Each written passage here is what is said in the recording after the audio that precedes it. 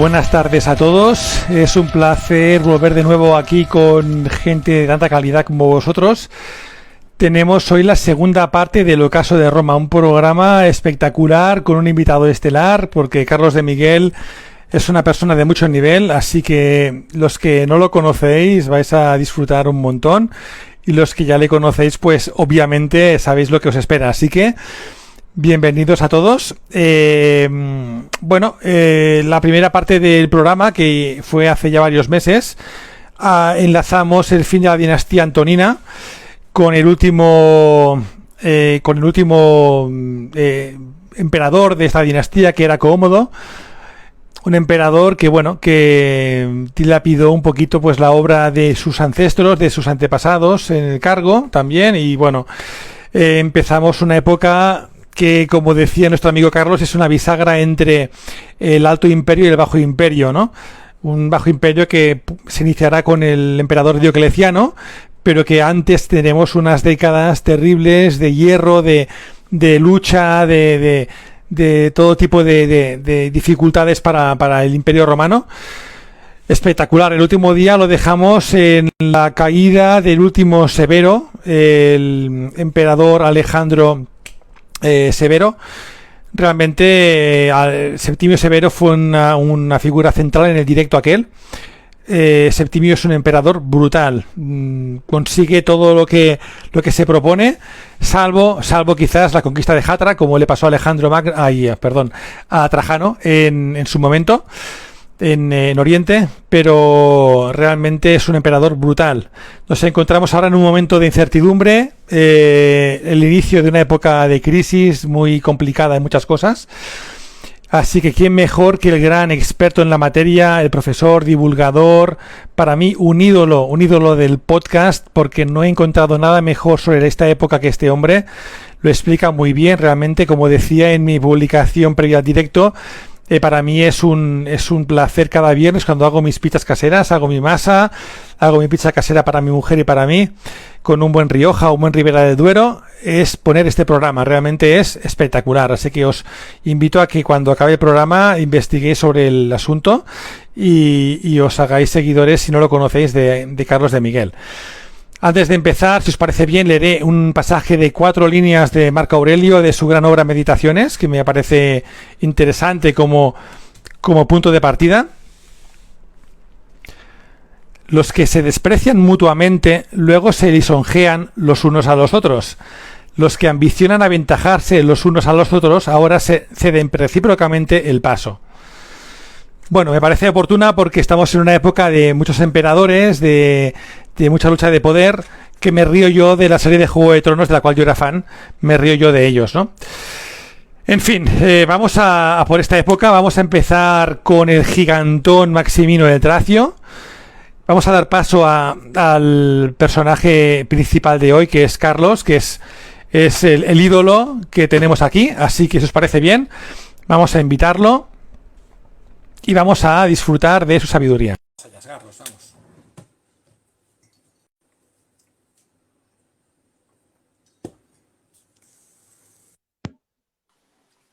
Quieto. Hola, Carlos. Hola, ¿qué tal? ¿Qué tal? Bien. Espera que te subo volumen, que te tengo muy bajito. Sí, perfecto. A ver, ahora. Un momento, voy a subir yo el volumen mío, a ver si me oyes mejor ahora. Te oigo flojito. Vale, vaya, bueno, vamos a ver. No sé si es cosa mía o tuya, ¿eh? Vamos a ver. Te tengo al máximo ahora, te oigo lejos, ¿eh? De volumen, ¿vale? Entonces, vamos a ver, ¿así bien? Te oigo justito, pero te oigo suficiente. Que la gente respetable que se manifieste, si no te oye bien, que lo diga, y si no también. No sé si los oyentes me oirán, yo estoy hablando a este volumen ahora mismo. Entonces, no sé, ¿qué tal se me oye, amigos? ¿Bien? Un poco bajo igual, es que claro, no puedo... Volumen, para mí, volumen medio. Quizás disfrutaría con un poquito más de volumen, pero suficiente para oírte.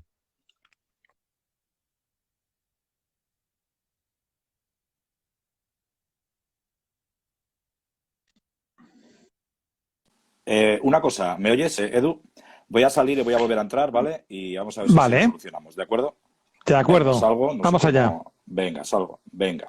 Ahí, Bueno, el sale. público nos está comentando que se oye bien, pero no pasa nada. Vamos a esperar a que vale la pena la espera, que Carlos entre de nuevo, porque realmente es un pozo de sabiduría sobre esta época. Lo explica muy bien y deseo que disfrutéis con su charla, porque realmente va a ser provechosa y muy, muy divertida. Vamos a ver. Le damos paso otra vez.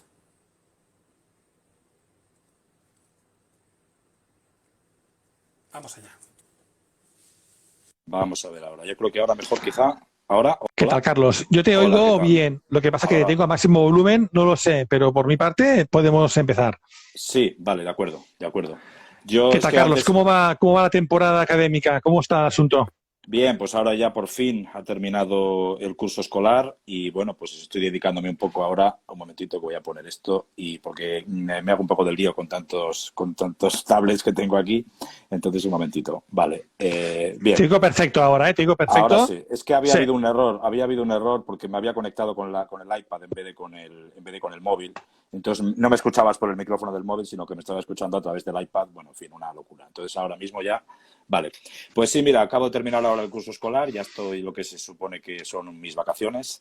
Lo que pasa que, bueno, voy a aprovechar estos 2 meses que tengo por delante para adelantar un poco episodios del podcast y, bueno, pues a hacer un pequeño colchón de capítulos para luego ir tirando de ellos a lo largo del año. Esto es como el que acumula leña durante el invierno y luego en verano puede, pues al revés, ¿no? Yo en verano trabajo y luego en invierno voy soltando mis episodios, ¿no? ¿En qué Así que punto te bueno. encuentras ahora mismo en tu podcast, Carlos?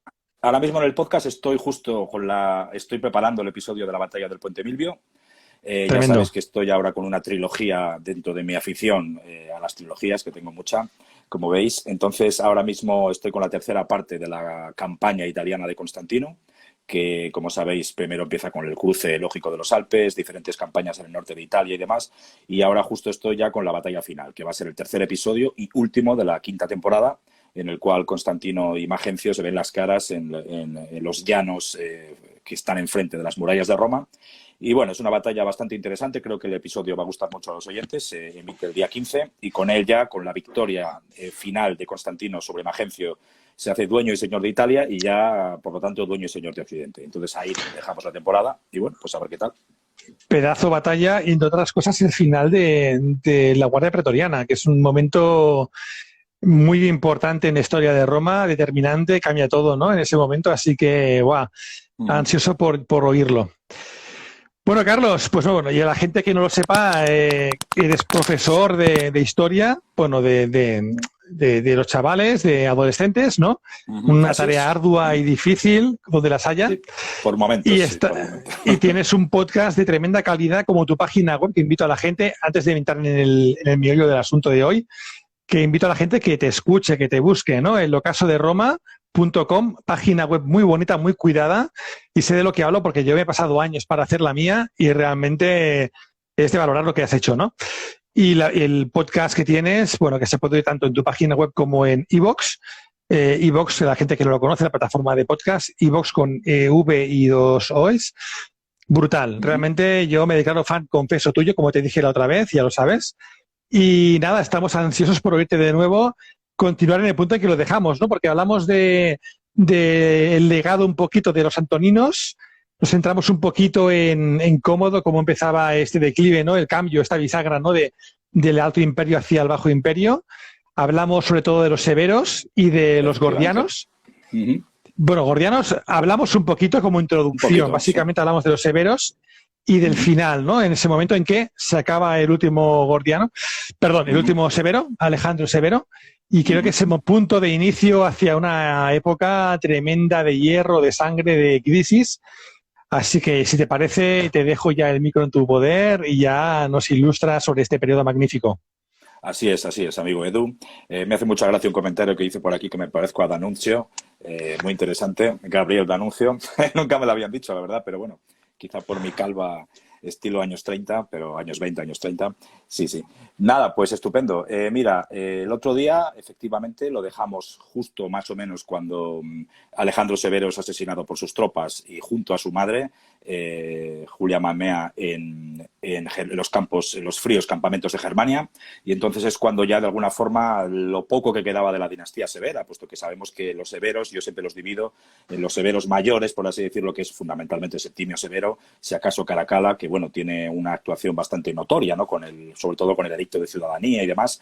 Pues a partir de aquí pues vienen otros dos severos más, que son tanto Heliogábalo como Alejandro Severo, que bueno, de alguna forma empieza un suave declinar en esta dinastía y luego ya abruptamente se interrumpe en el año 235, cuando este Alejandro desaparece de escena, ¿no? Y entonces empieza ahora un periodo convulso que hemos venido a llamar la crisis del siglo III, ¿no? O algo parecido a una crisis que ocupa las décadas centrales del siglo III. Desde luego Roma, quizá desde el principio de su existencia, nunca se había enfrentado a una situación tan difícil como esta. De hecho, es una especie de rito de paso, porque después de salir de esta crisis, como es una lección además que nos enseña la historia, siempre que acabamos una crisis salimos diferentes. Por ejemplo, esto que nos está pasando ahora con el COVID, que dice, vamos a salir más fuertes. Yo no sé si saldremos más fuertes, pero desde luego vamos a salir distintos, ¿no? Todas las grandes crisis de la humanidad lo que hacen es cambiar todos digamos, los sistemas políticos, económicos, sociales, todos cambian y surge algo nuevo, algo distinto, ¿no? En el caso de la crisis del siglo III, que iría aproximadamente entre el 235, que muere Alejandro Severo, hasta el 284, en el cual Diocleciano es proclamado emperador en los campos de Nicomedia, con este telón de fondo absolutamente maravilloso del mar de Mármara, ¿no? Cuando arenga a sus tropas allí, y Diocleciano, bueno, pues tiene una visión muy diferente del imperio. Él ha vivido las peores décadas y a partir de aquí empieza esto que conocemos como tetrarquía, que abre directamente la puerta del Bajo Imperio, ¿no? Entonces, estos años centrales es lo que nosotros vamos a analizar un poco. Entonces, nosotros hoy vamos a llegar seguramente hasta Valeriano, que es uno de los momentos culminantes, digamos, de este periodo de crisis.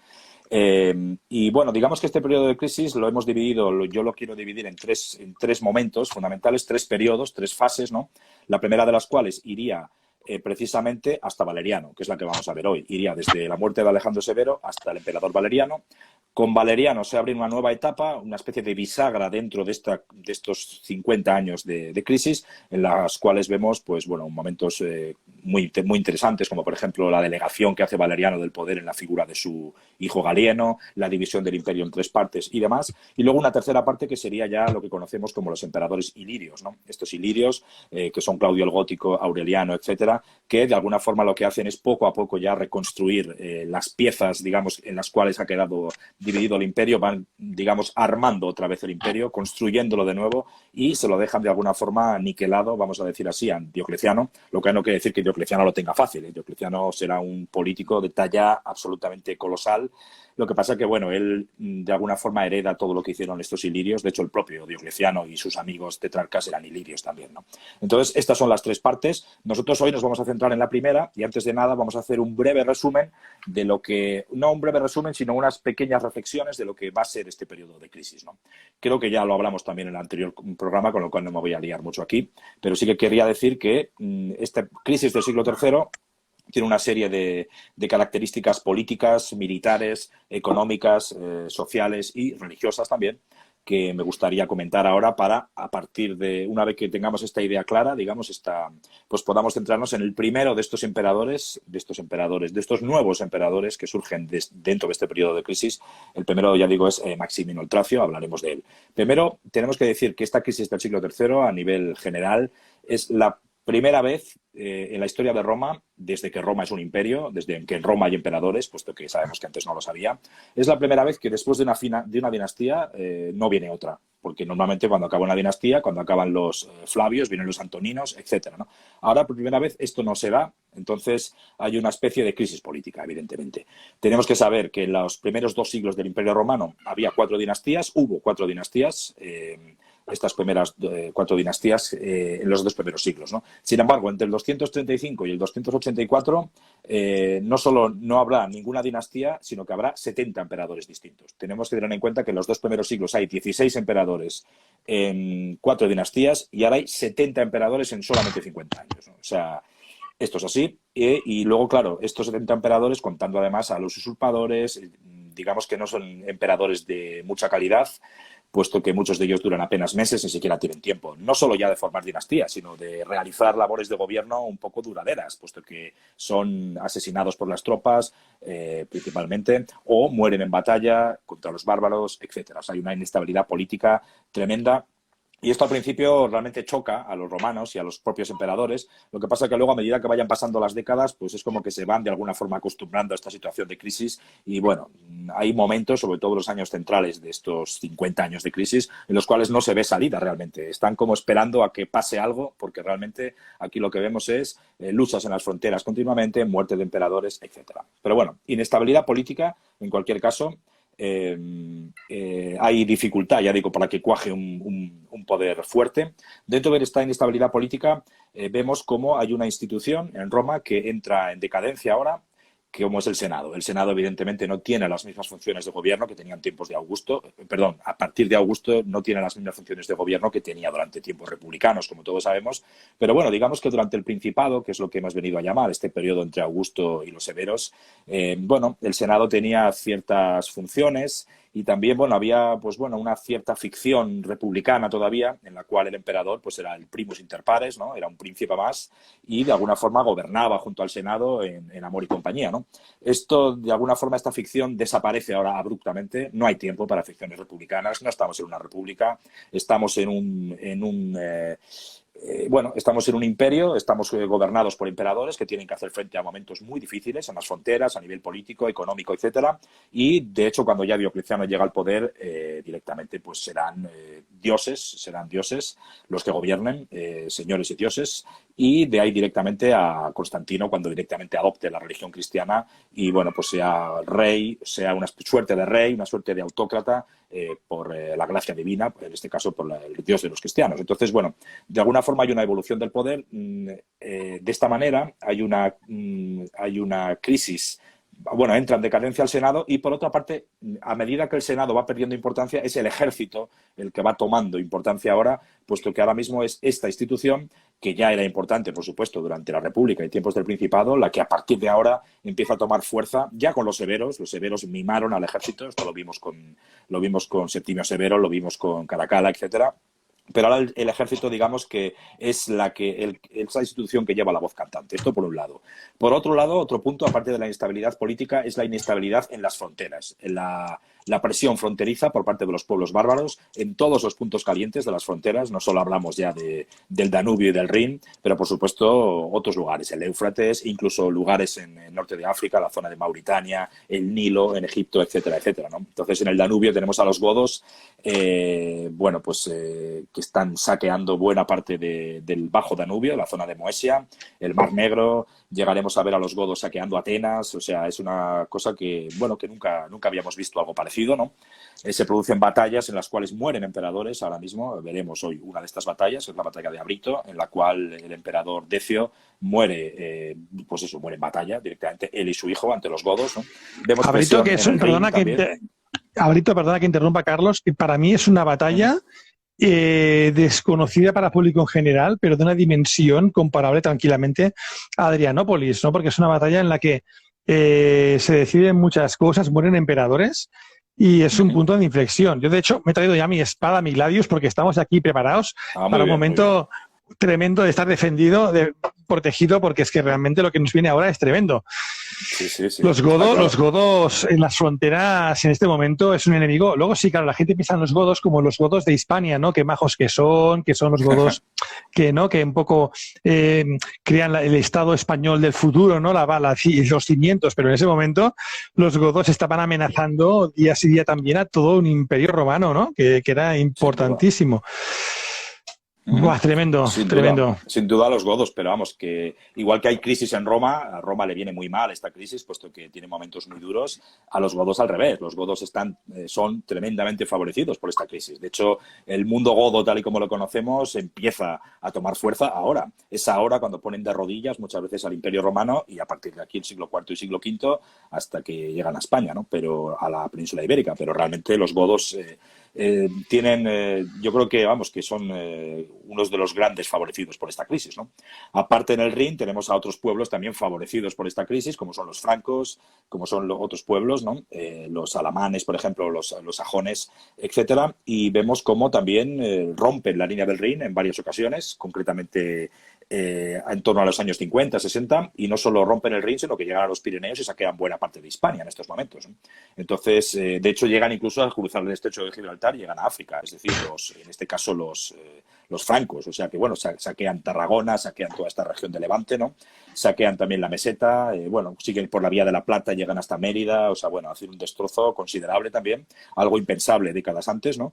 Y luego el Éufrates, ¿no? El Éufrates tenemos también un foco de inestabilidad impresionante de la mano de nuestros amigos o enemigos, los sasánidas, ¿no?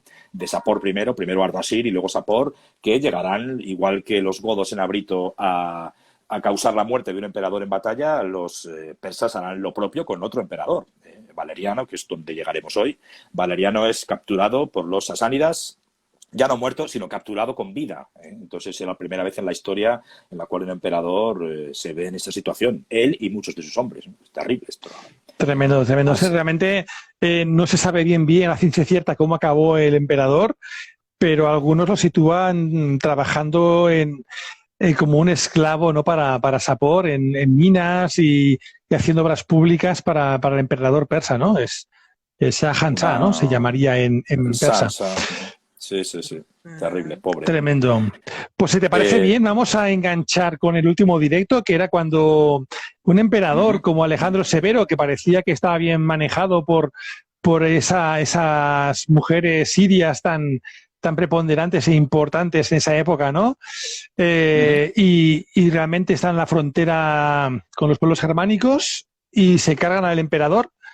Y encontramos aquí un punto de inflexión, ese sueño de estabilidad se desvanece y entra en escena un gigantón como un jugador de la NBA llamado Maximino del Tracio, un emperador que no hablaba apenas latín muy rudimentario, y se encuentra con la púrpura sin pisar Roma y bueno, creo que es el momento para seguir aquí. ¿Qué te parece? Sí. Seguimos con él, con este gigantón que parece ser que padecía gigantismo, parece ser que medía algo más de 2 metros, unos 2,20 más o menos, cosa brutal en aquella época, porque bueno, 2,20 puede medir cualquier gran jugador de baloncesto de hoy, pero en aquella época debía ser un personaje, sí, debía ser casi una enfermedad lo que padecía, pero bueno. En cualquier caso, sí, nos enfrentamos al gobierno de Maximino el Tracio, ya digo, dicho un poco esta inestabilidad política a la que nos enfrentamos, la presión fronteriza, también hablamos de crisis económica, no vamos a mencionarlo, pero bueno, habrá una crisis económica importante, procesos inflacionarios, etcétera, y también, bueno, una crisis religiosa, que la iremos hablando a lo largo del programa de hoy.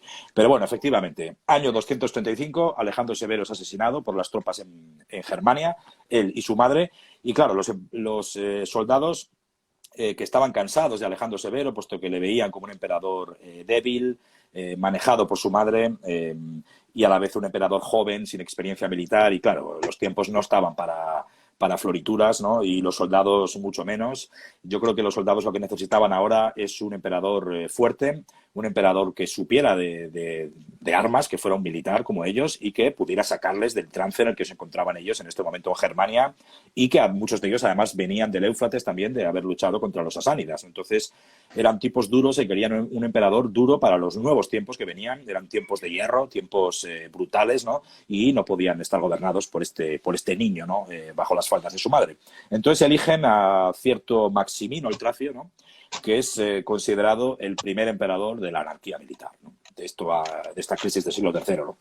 Nace hacia el año 173, por lo cual cuando accede a la púrpura este caballero tenía unos 60 años ya, era una persona relativamente mayor, pero bueno, también una persona con experiencia, ¿no? Y bueno, algunas fuentes dicen que tenía en torno a 50 años también, pero bueno, en cualquier caso era mayor para la época, ¿no? Entonces, bueno, efectivamente hablaba un latín tosco, era una persona, bueno, pues digamos, no es lo que estaban acostumbrados los senadores cuando reconocían a un emperador. Los senadores estaban acostumbrados a emperadores aristocráticos de orden senatorial, etcétera. Y luego tenemos a este personaje, ¿no? Que era de origen humilde, etcétera, ¿no? Entonces era un personaje oscuro, como digo yo en mi podcast, un personaje oscuro para tiempos oscuros, ¿no? Aquí tenemos este busto de Maximino el Tracio, de este gigante, ¿no? Entonces, bueno, ¿cuáles son las acciones de su gobierno? Bueno, pues lo primero que hace cuando llega al poder, en cuanto se establece y cuando toma la púrpura, pues es hacer una persecución, hace una suerte de purga contra los que habían gobernado con Alejandro Severo y con los últimos severos, puesto que él, digamos que no comete el mismo error que cometió Macrino. Si recordamos, Macrino es un emperador que viene justo después de Caracalla y antes de Heliogábalo y Alejandro Severo. Entonces, cuando Macrino accede al poder, lo que debería haber hecho, si yo fuera Macrino, es haber acabado con los restos de la dinastía Severa. Él no lo hizo, sino que él, por ejemplo, en el caso de Julia Domna, por ejemplo, que era la madre de Caracalla y Queta, era mujer de Septimio Severo, Julia Mesa, Julia Soemias, todas las Julias, todas estas emperatrices o princesas sirias, él las dejó en paz, digámoslo así, él las respetó, las trató bien, ¿no? Tanto a estas mujeres como a sus hijos, ¿no? Que son Basiano, el futuro Heliogábalo, y también lo que sería Alejandro Severo. Él respetó, digámoslo así, a estos últimos restos de la dinastía Severa. ¿Qué pasa? Que ellos, en cuanto pudieron, conspiraron contra él y se le quitaron del medio, como sabemos, ¿no? Entonces, lo que hace Maximino el Tracio es una purga en toda regla. Hay una persecución absoluta contra los últimos restos de este emperador. Y bueno, pues esto es, digamos, una especie de carta de presentación de lo que será este emperador. Es un emperador brutal, es un emperador, bueno, acostumbrado a tomar decisiones rápidas, a dar órdenes, a ser obedecido y no se anda ya con florituras. De hecho, la relación con el Senado, evidentemente, aunque le reconoce muy arganayentes, no será una buena relación, ¿no?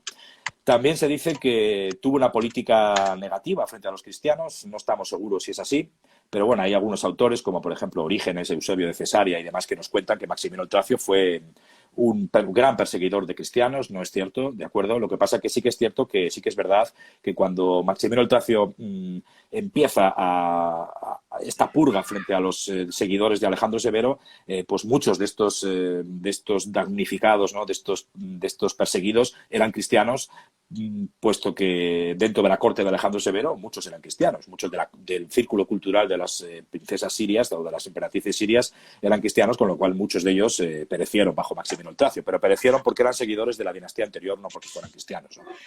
Sabemos también que hizo pues una política fiscal, bueno, pues bastante fuerte, ¿no? Digámoslo así, que estorbó tremendamente al Senado, el Senado que ya de por sí no veía con muy buenos ojos a este emperador, ¿no? Porque le consideraba indigno de la púrpura.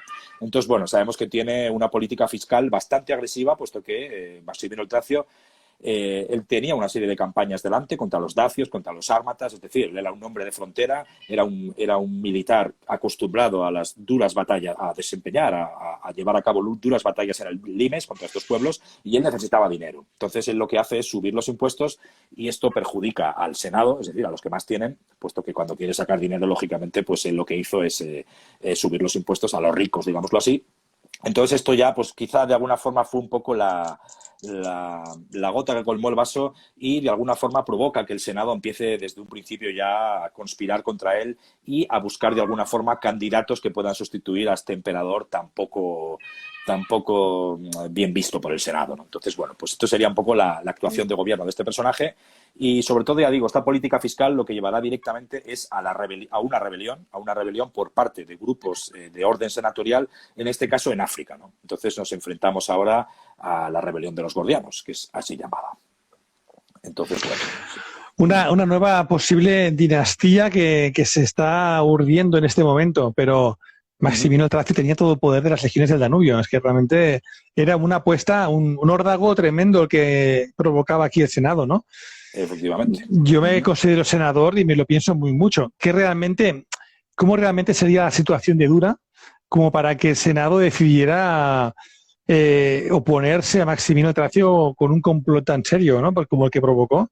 Tenía que ser realmente sentirse el Senado muy, muy apretado en cuanto a sus intereses, y consentir que era el emperador muy indigno también, ¿no? Para la púrpura en ese momento. como para Eso poder es. enfrentarse o a retar a semejante gigante, ¿no? Gigante en todos los Efectivamente. sentidos. Sí, sí, tanto militar como de talla, efectivamente, pero sí, sí.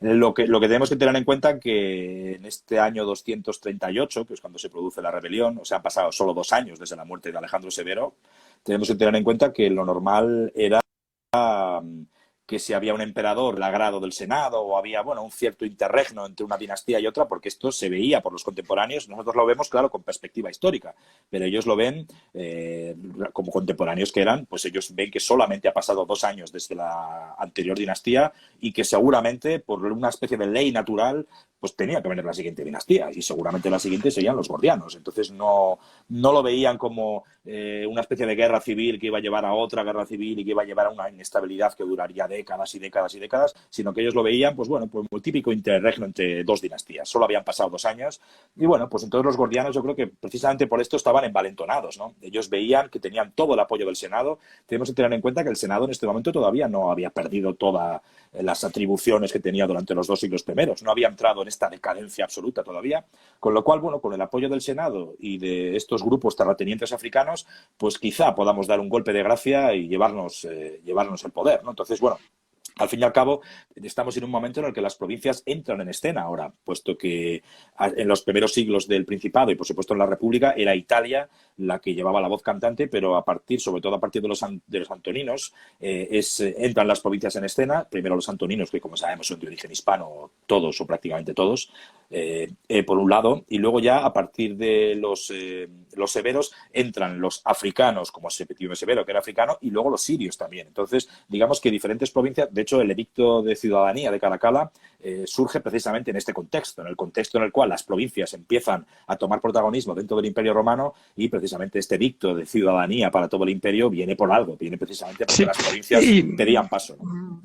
y sin él es impensable que a un personaje como Maximino el Tracio llegue a ser emperador. Estoy convencido de que si no llegase por este edicto de Caracalla, esto habría sido impensable ni planteable para las legiones, ¿no? Pero los Efectivamente. tiempos cambiaban y estaban cambiando en esta época, en la bisagra, ¿no?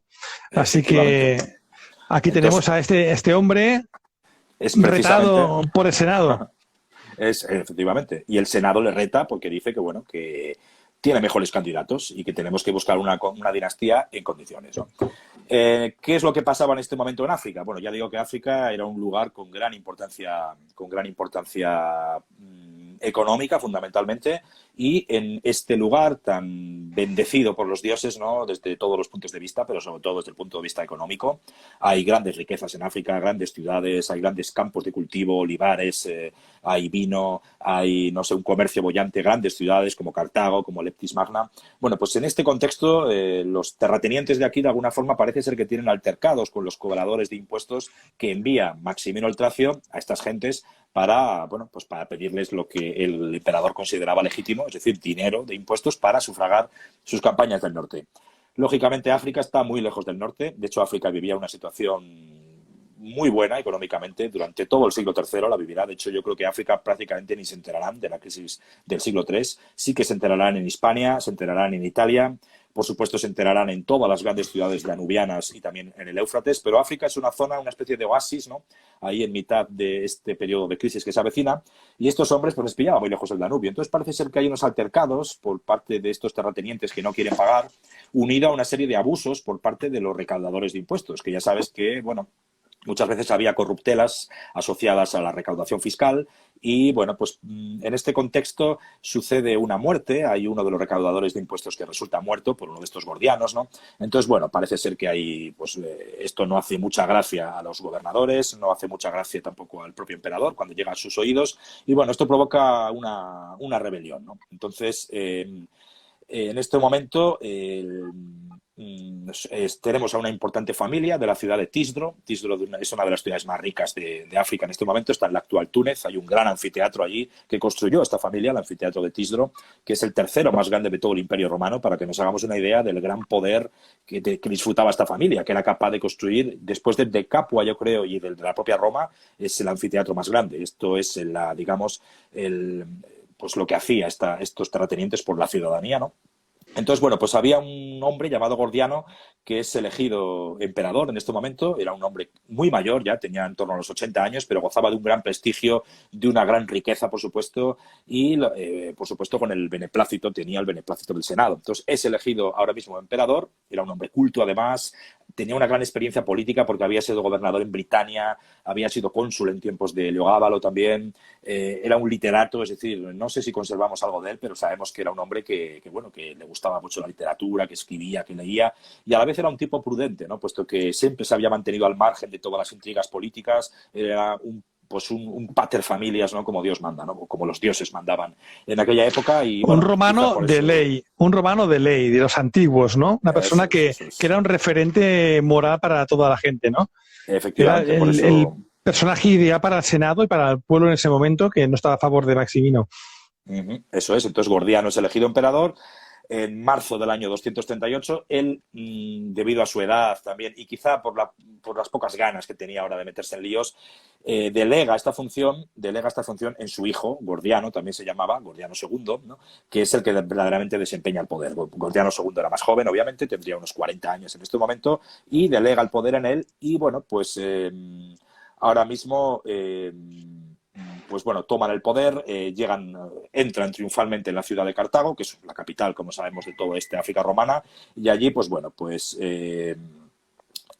toman el poder, ya digo, en África, y Roma, cuando ve esto, lo ve con muy buenos ojos, y de hecho el propio Senado asesina al prefecto de Roma, digamos, que era de alguna forma fiel a Maximino el Tracio, a este emperador lejano que tenemos en el norte, y entonces, bueno, pues Roma de alguna forma los senadores están aplaudiendo, están contentos con lo que está pasando en África y dan todo su apoyo desde el principio. Con lo cual, es una conspiración que se urde en los palacios de Cartago y en el Senado de Roma. Entonces, bueno, hay una especie de paralelismo ahí, y parece ser que la conspiración, que vamos a llamarle golpe de Estado, esta usurpación, va hacia adelante y, bueno, pues todo parece ir viento en popa, pero resulta que la única legión que tenemos en África, que es la Legión Tercera Augusta, que está, como sabemos, en la región de Numidia, ¿no?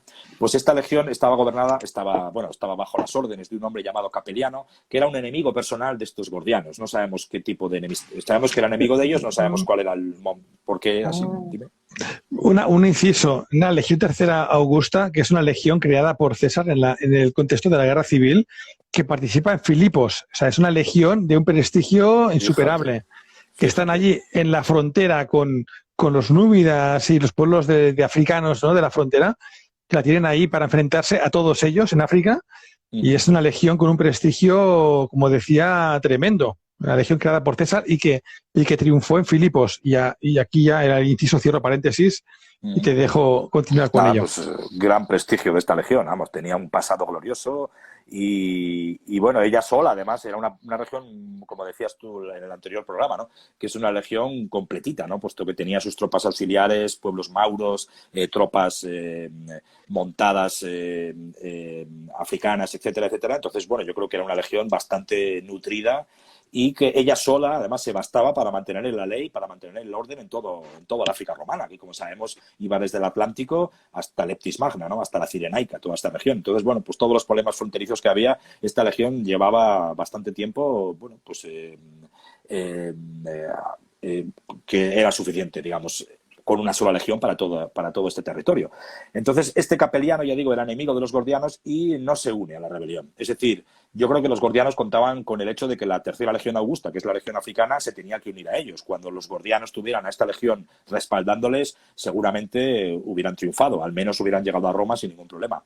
Pero claro, ten en cuenta que Capeliano no cedió, Capeliano se mantuvo fiel a Maximino el Tracio, y no solo Capeliano, sino que esta actuación de este personaje fue muy bien vista por sus soldados, que tampoco veían con muy buenos ojos a los gordianos. Es decir, los gordianos eran los típicos terratenientes, potentados, muy ricos, que no eran conocidos fuera de África, pero que digamos que en África les conocía todo el mundo, ¿no? Entonces todo el mundo sabía, es como el alcalde de tu ciudad, ¿no?, que no le conocen fuera de tu ciudad, pero en la ciudad le conoce todo el mundo, y sabemos sus virtudes, pero también sus miserias, ¿no?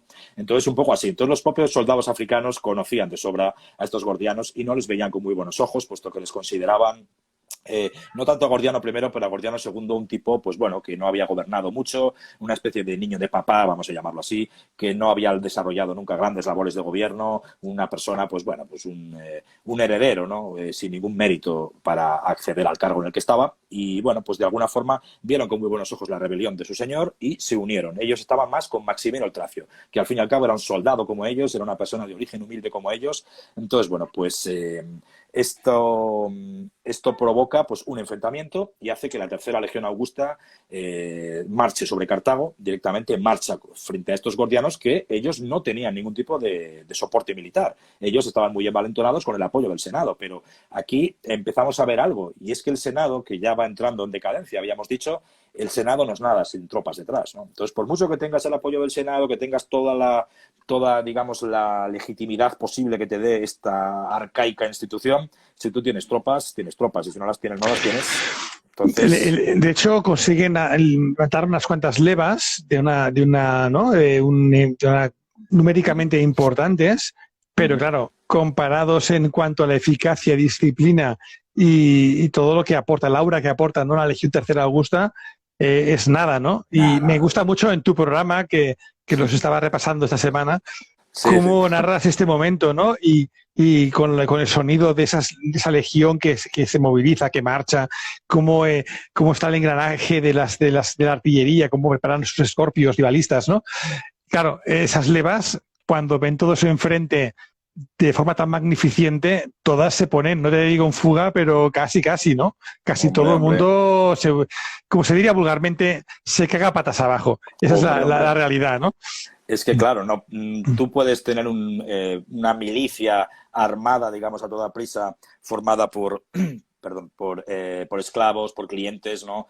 Etcétera. Pero claro, cuando tú ves a una legión profesional, digámoslo así, maniobrar, formar, avanzar hacia ti, es decir, tú, pues no sé, no tienes nada que hacer. Realmente, es más, estas tropas no solo estaban mal armadas, eran, ya digo, un ejército de esclavos, de clientes, etcétera, quizá alguna milicia urbana de la propia Cartago, pero sin ningún tipo de experiencia militar real en combate, ¿no? Entonces, no tenían absolutamente nada que hacer con la Legión Augusta. De hecho, parece ser que cuando esta Legión Augusta empezó a desfilar delante de ellos, cuando estaban en el campo de batalla, en alguna de estas grandes llanuras africanas, ¿no?, y ven delante de ellos formar, maniobrar, empezar a desplegar todos sus diferentes módulos, digámoslo así, dentro de la Legión, muchos de ellos directamente tiraron las armas y se fueron corriendo. Es decir, ni siquiera hubo un combate, no hubo Esto batalla. demuestra, Carlos, que realmente, aunque el enemigo fuera muy poderoso, aunque fueran los persas o los godos o quien fuera, una legión disciplinada o legiones disciplinadas maniobrando delante tuyo, por mucho que tú fueras valiente y tuvieras una fe en tu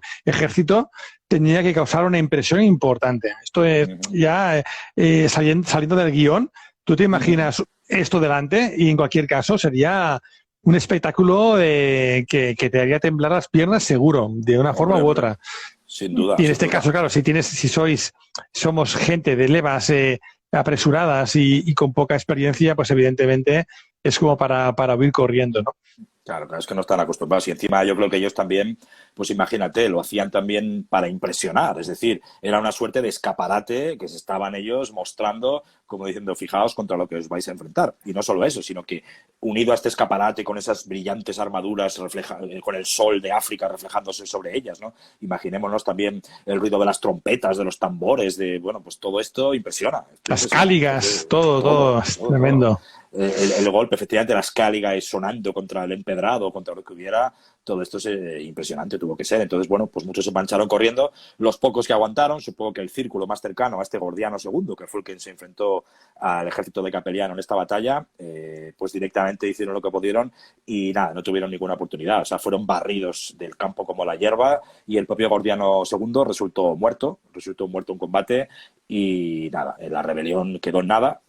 De hecho, el padre de Gordiano II, este Gordiano I, este senador ilustre, este pater familias, cuando se entera de la muerte de su hijo en combate, opta por la solución más honorable y comete suicidio. Es decir, se suicida y se acabó. Ahí se acabó lo que se daba. Esta es la rebelión de los gordianos, lo cual nos dice que, bueno, que África, porque habrá más usurpadores en África, había habido antes emperadores africanos, como fue Septimio Severo, y veremos un poco la importancia que está tomando esta región durante este periodo. Tendrá mucha más importancia en el siglo IV también, pero bueno, nos dice que África es importante, por un lado, tenemos que tenerla en cuenta, está en el Mucho. mapa, por un lado, y por otro, bueno, que la rebelión fracasa.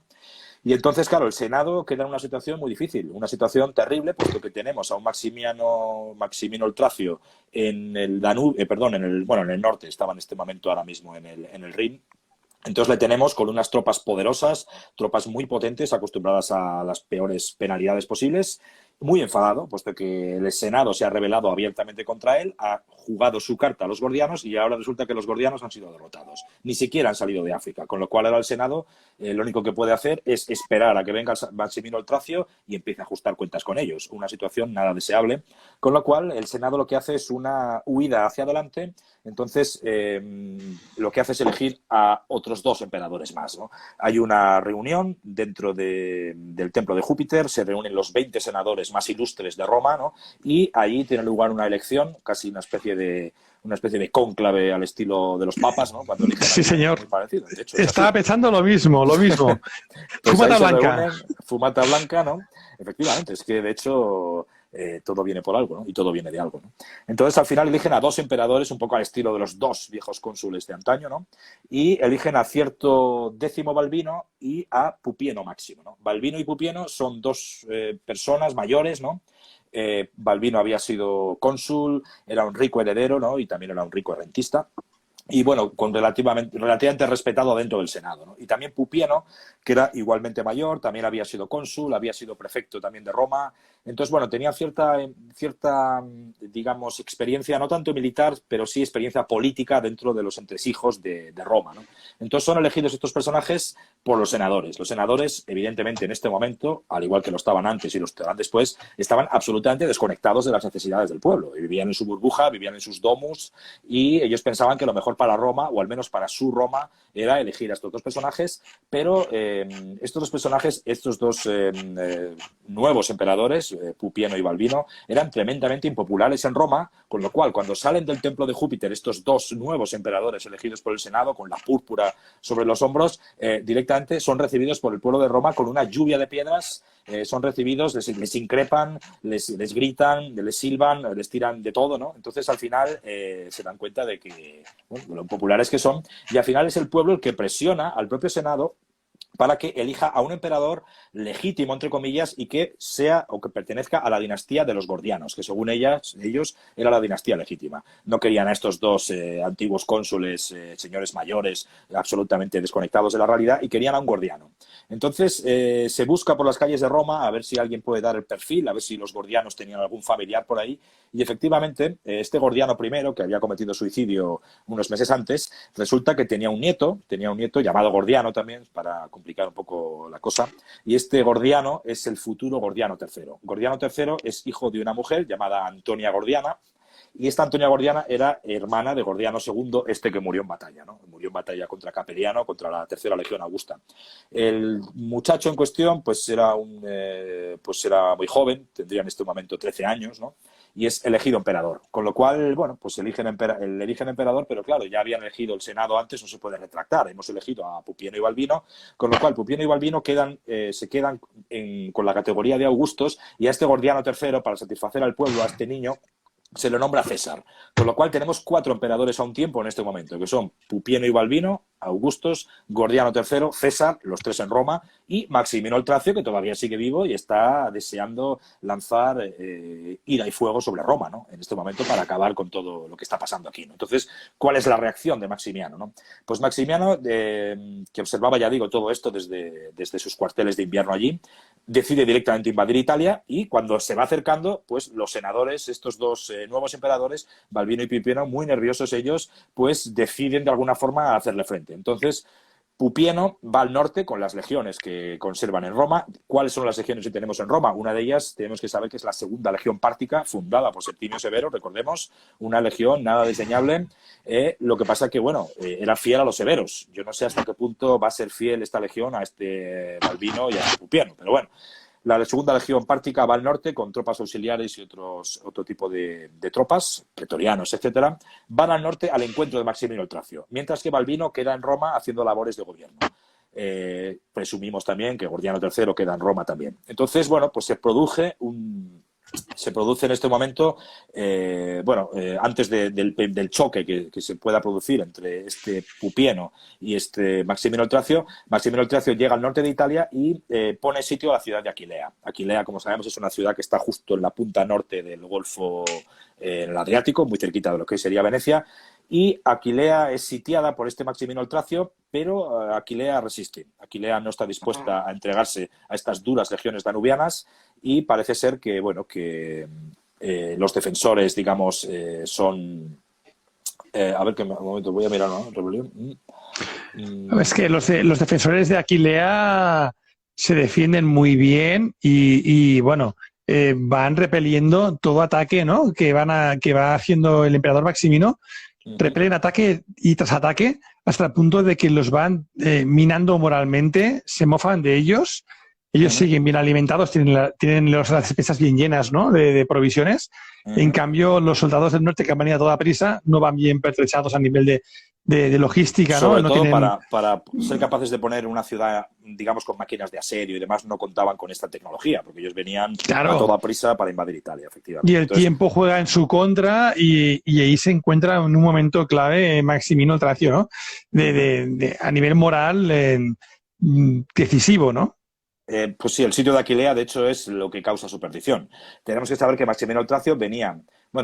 Pupieno va al norte a su encuentro. Pupieno va con tropas que había tomado en Roma, pretorianos y otro, pero me he equivocado, no con la segunda legión pártica. La segunda legión pártica estaba con Maximino el Tracio, que venían del norte. Entonces, esta segunda legión pártica romana viene con Maximino el Tracio del norte y se enfrenta a Pupieno, que viene desde Roma a hacerle frente, con las legiones que tuviera a su disposición en la URSS, ¿no? en la ciudad de Roma. Entonces, cuando pone en sitio a Aquilea, es Maximino el Tracio quien pone en sitio a Aquilea, y entre las tropas con las que contaba, tropas renanas, danubianas, tropas del Limes del norte, estaba esta segunda legión pártica. Bueno, Aquilea no cede, Aquilea resiste, ya digo, como tú bien dices, no teníamos aquí máquinas de asedio para hacer frente a un sitio prolongado, y entonces, parece ser que el sitio se alarga, ¿no?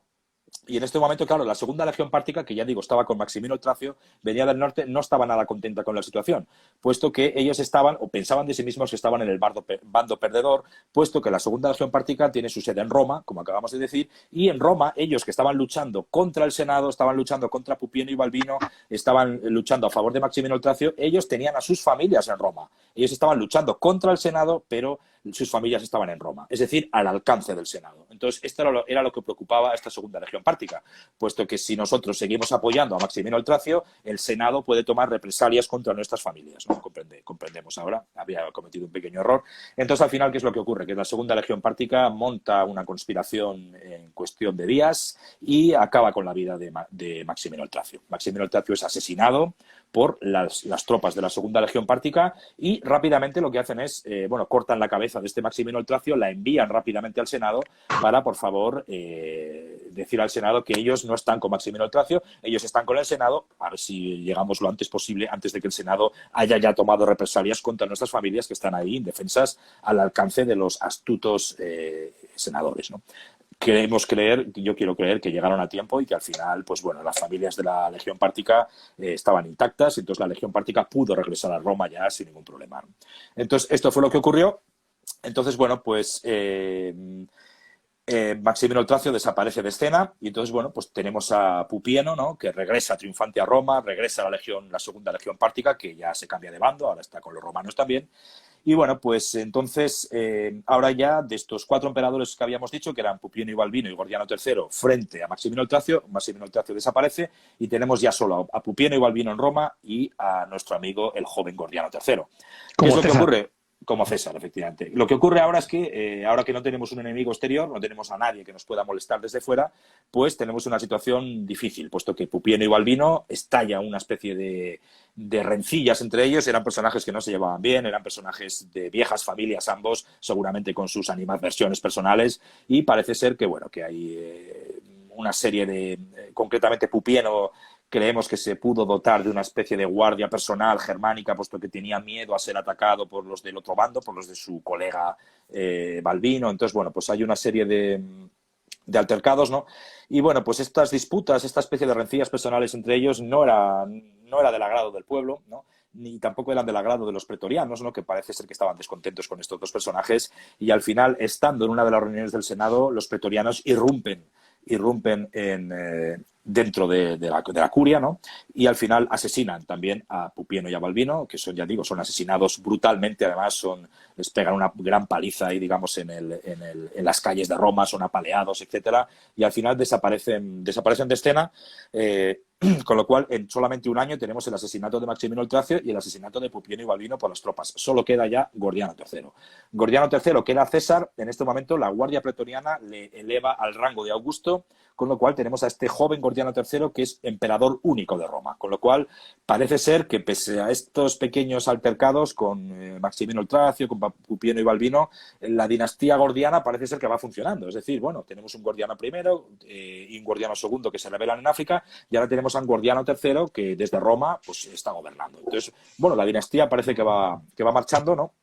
Entonces, bueno, esto ocurre, ya digo, en torno al año 238 y a partir de aquí todas las fuentes con las que contamos desaparecen. Esto lo digo muy rápidamente. Dion Casio había muerto en el año 235 y Herodiano, que es el que nos cuenta todo esto que acabo de decir, cuando irrumpen los pretorianos en la curia y acaban con estos dos Augustos, Balbino y Pupieno, desaparece Herodiano, que es el que nos lo contaba, que muere justo en este año, en el año 38. Con lo cual, a partir de ahora, si ya de por sí los tiempos se complican bastantes con diferentes guerras, rencillas, asesinatos, usurpadores, etcétera, pues todavía es más difícil porque contamos con muy pocas fuentes. Entonces, como tú dices en tu trabajo, es una época oscura para los historiadores, ¿no? Porque es un poquito en epigrafía, en notas puntuales, ¿no? Pero no hay una fuente muy fiable.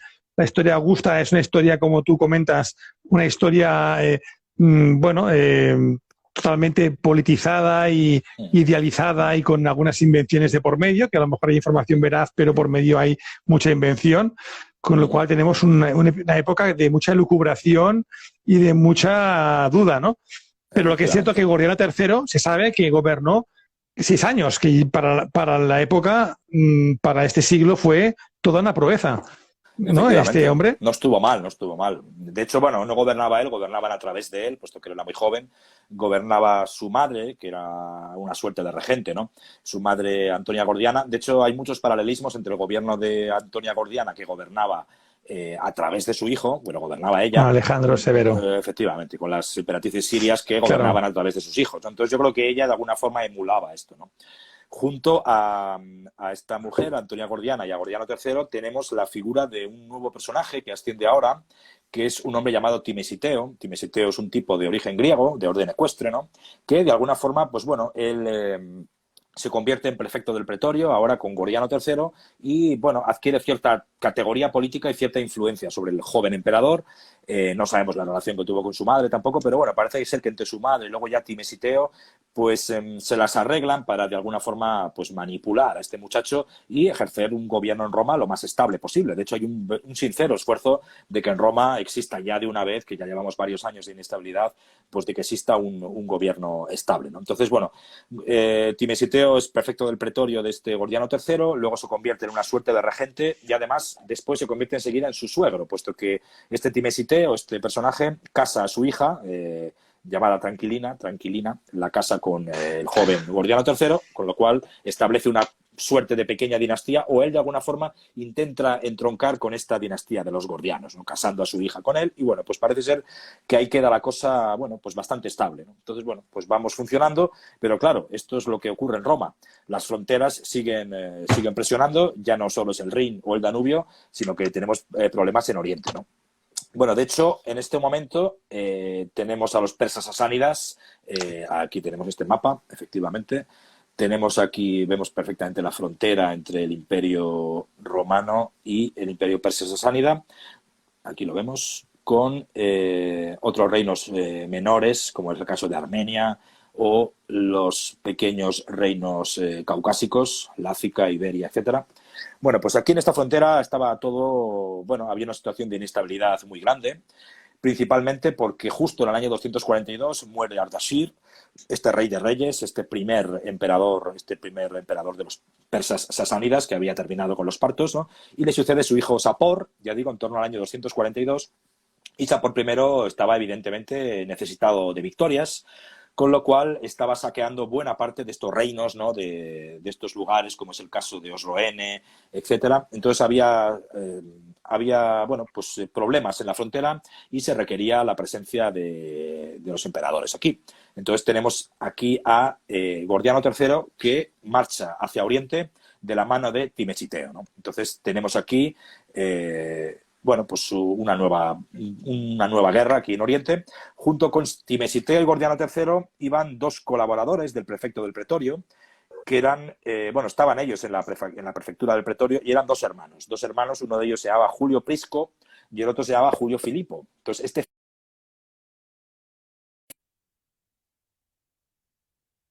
que estuviera conspirando desde un principio para quitarse de encima primero a Timesiteo. Timesiteo, evidentemente, es el hombre fuerte de Roma en este momento, y después, si puede ser, para acabar con Gordiano III.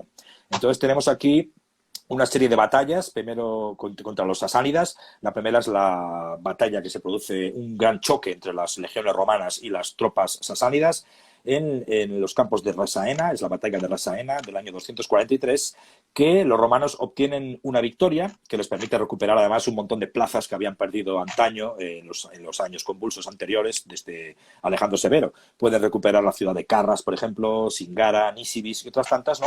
Y bueno, incluso llegan hasta el Éufrates. Fijaos que la intención en este momento de las tropas romanas es llegar a tomar Cesifonte, ¿no? Entonces, bueno, se quedan aquí, pero en este momento ocurre algo inesperado y es la muerte de Timesiteo. Una inoportuna muerte del hombre fuerte de Roma, con lo cual esto hace que Gordiano III se quede sin su valedor, sin su suegro, sin su hombre fuerte. Gordiano III era muy joven y no se podía defender de todas las posibles conjuras que pudiera haber ahora. De hecho, tanto los que se encargan ahora de manejar un poco todo el asunto son estos dos hermanos, Prisco y Filipo, que son los prefectos del Pretorio, y son los que de alguna forma manejan ahora a Gordiano III, que se ve un poco a merced de estos dos personajes intrigantes que seguramente tuvieron bastante que ver en la muerte de... Si no tuvieron que ver en la muerte de Timesiteo, de este hombre fuerte, seguramente les vino, vamos, les vino muy bien, les vino al pelo.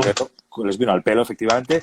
Y en este momento se produce un segundo choque, estamos a principios del año 244, entre las tropas romanas y las tropas persas sasánidas. Parece ser que quedan tablas esta segunda batalla. Los romanos no admiten la derrota y los persas directamente se atribuyen la victoria. De hecho, en la Res Gestae Divisa Polis, este texto trilingüe, ¿no?, que encontramos en los campos de Persia, ellos hablan un poco y, bueno, pues los persas dicen que esto fue una gran victoria de ellos mismos, de los sasánidas, ¿no?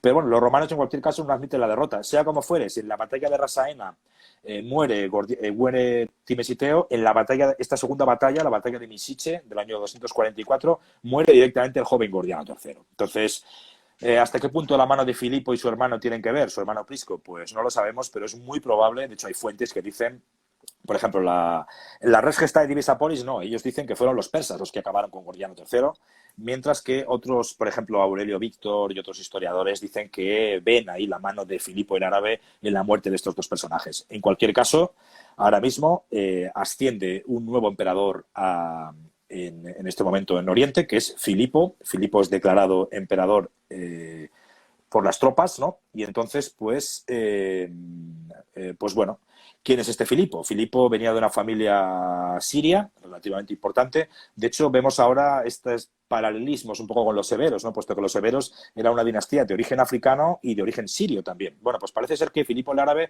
va ascendiendo políticamente en el escalafón militar y político de la mano de los severos, precisamente porque él era de origen sirio, de origen árabe, de origen, bueno, era de esta región del sur de Siria, entre Arabia y Siria, y entonces, bueno, pues parece ser que tuvo bastante predicamento, bueno, fue ayudado por estos emperadores, ¿no? Por estos emperadores, concretamente por las princesas sirias, ¿no?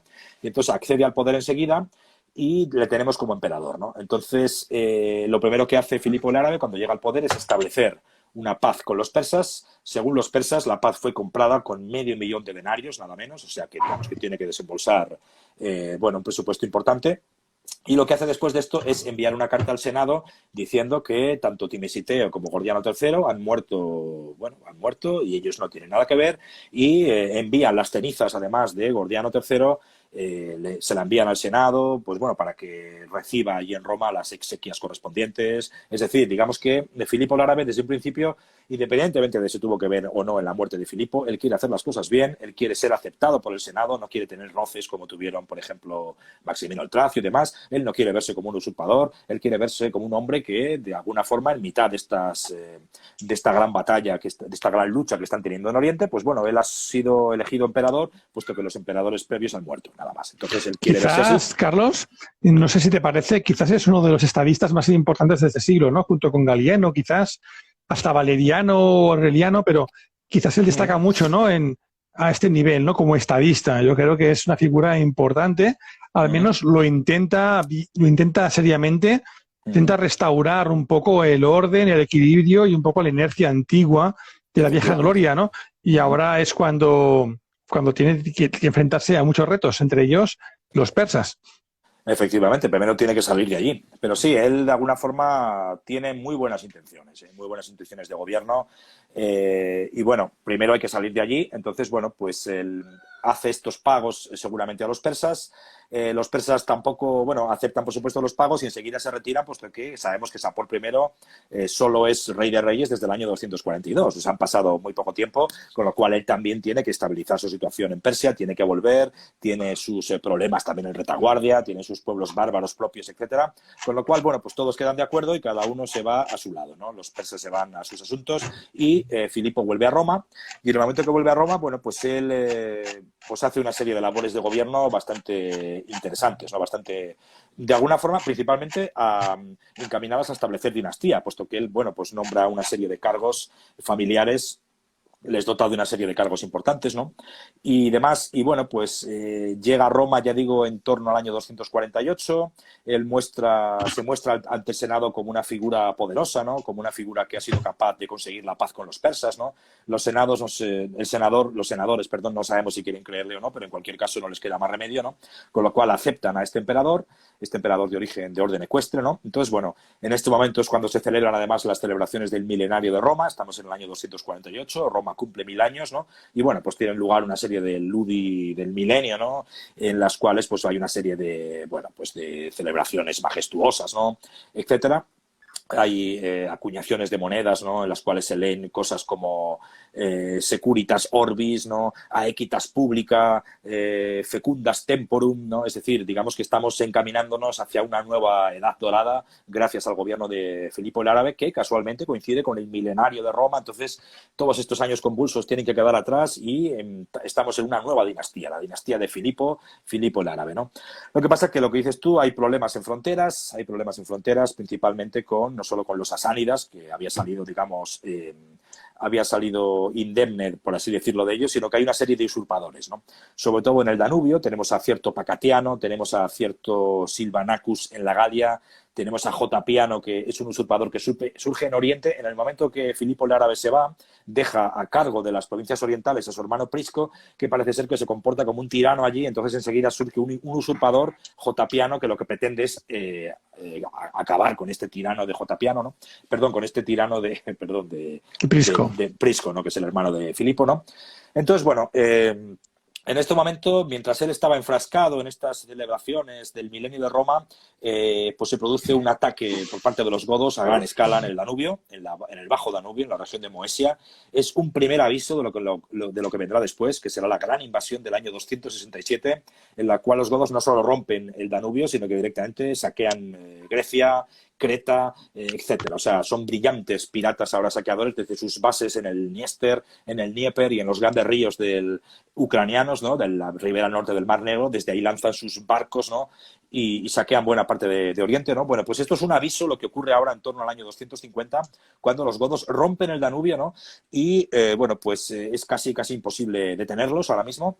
Así que las tropas del Danubio requieren la presencia del emperador, requieren que Filipo esté en el Danubio para defender este limes, ¿no? que acababa de ser roto por los godos, pero parece ser que Filipo pues o bien tarda en responder o bien se había dormido en los laureles, puesto que estaba demasiado encantado de conocerse a sí mismo celebrando aquí los juegos de celebración del milenario de Roma. Entonces, al final, lo que hacen estos tropas del Danubio es elegir a un emperador propio, eligen a su propio emperador entre ellos mismos, cierto Pacatiano, que se convierte en un usurpador, y entonces, bueno, apenas sabemos nada de él, pero parece ser que, pues él es capaz, este Pacatiano, de hacer frente a los godos y de ponerles de alguna forma en su sitio, ¿no?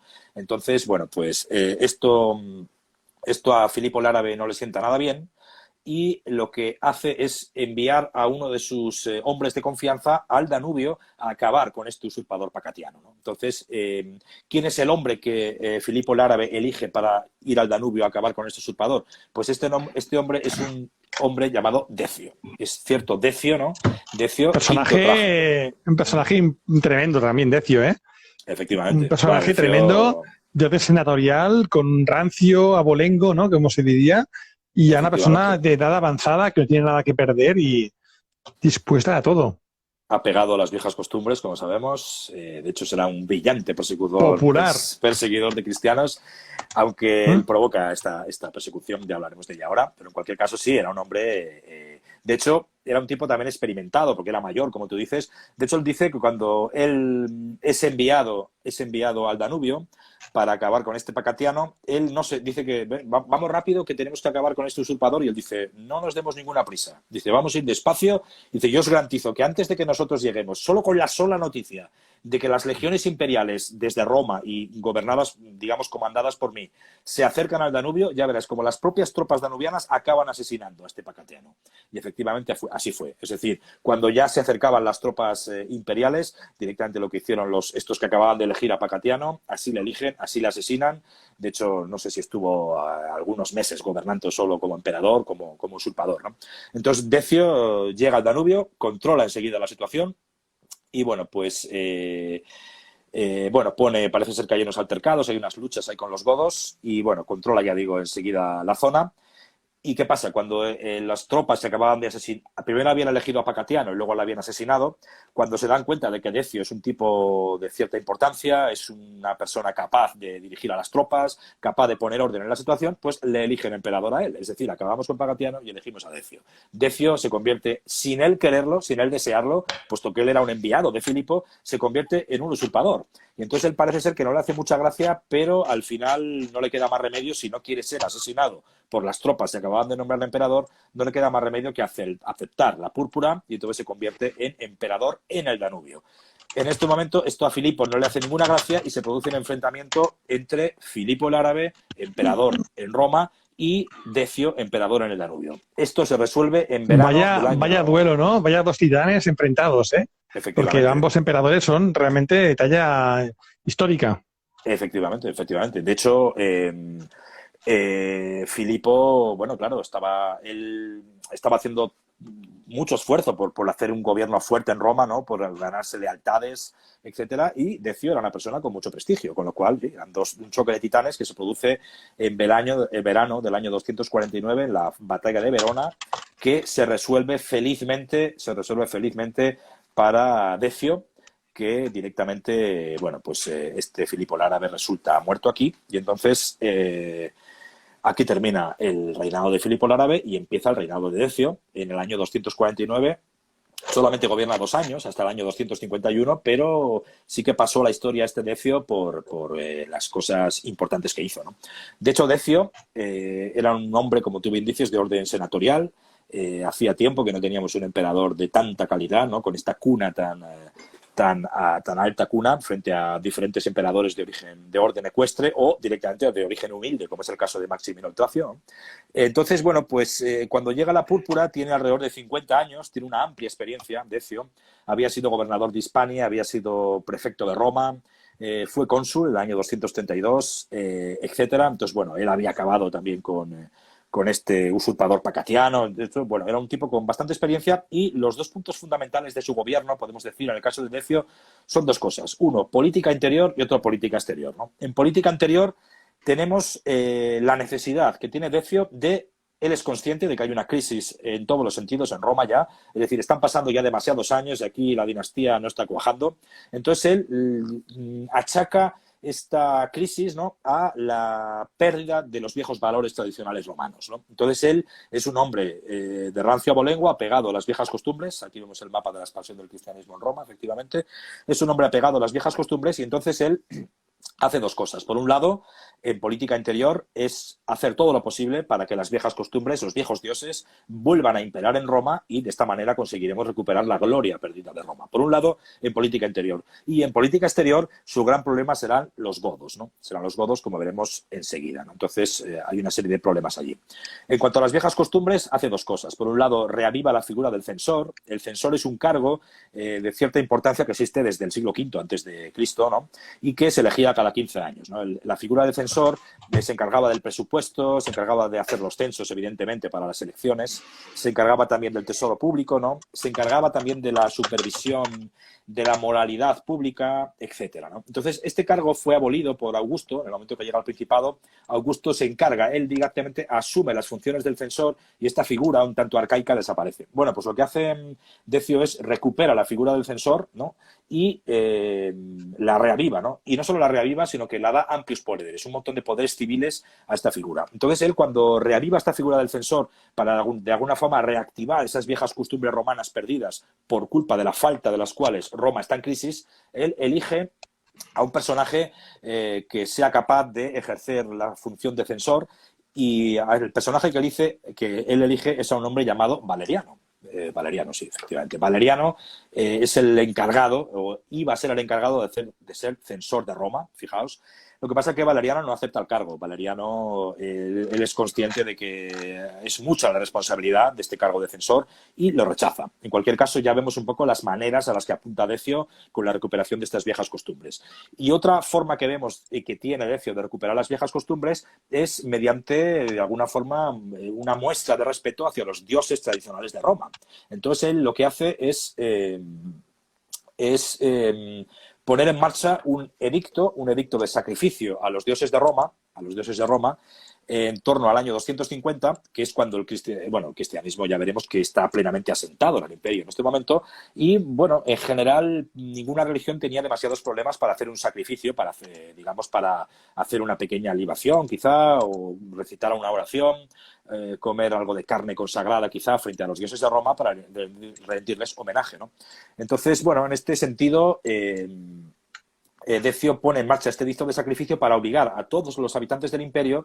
De hecho, el edicto empieza así, dice: se solicita a todos los habitantes del imperio que realicen un pequeño sacrificio a los dioses de Roma, ¿no? Entonces, todo aquel que de alguna forma realice este sacrificio obtendrá un certificado, obtendrá un libellus, ¿no?, en el cual conste que esta persona ha hecho este sacrificio, y aquel que tenga el libelo, tenga el certificado, pues será dejado en paz. Mientras que aquel que no sacrifique a los dioses de Roma, aquel que no tenga este libelo, pues tendrá que vérselas con la justicia, ¿no?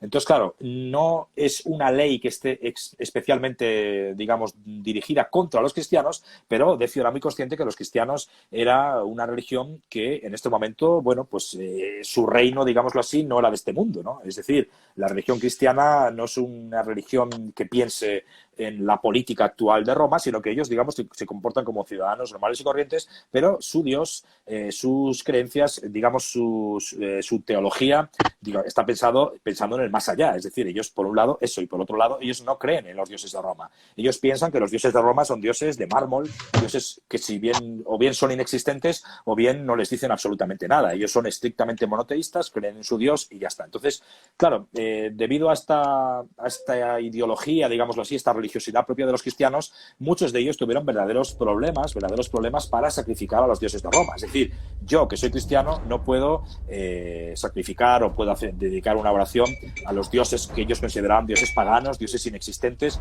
y hacerlo, digámoslo así, supondría traicionar a la religión cristiana, ¿no? Entonces, bueno, pues se pone en marcha este sacrificio.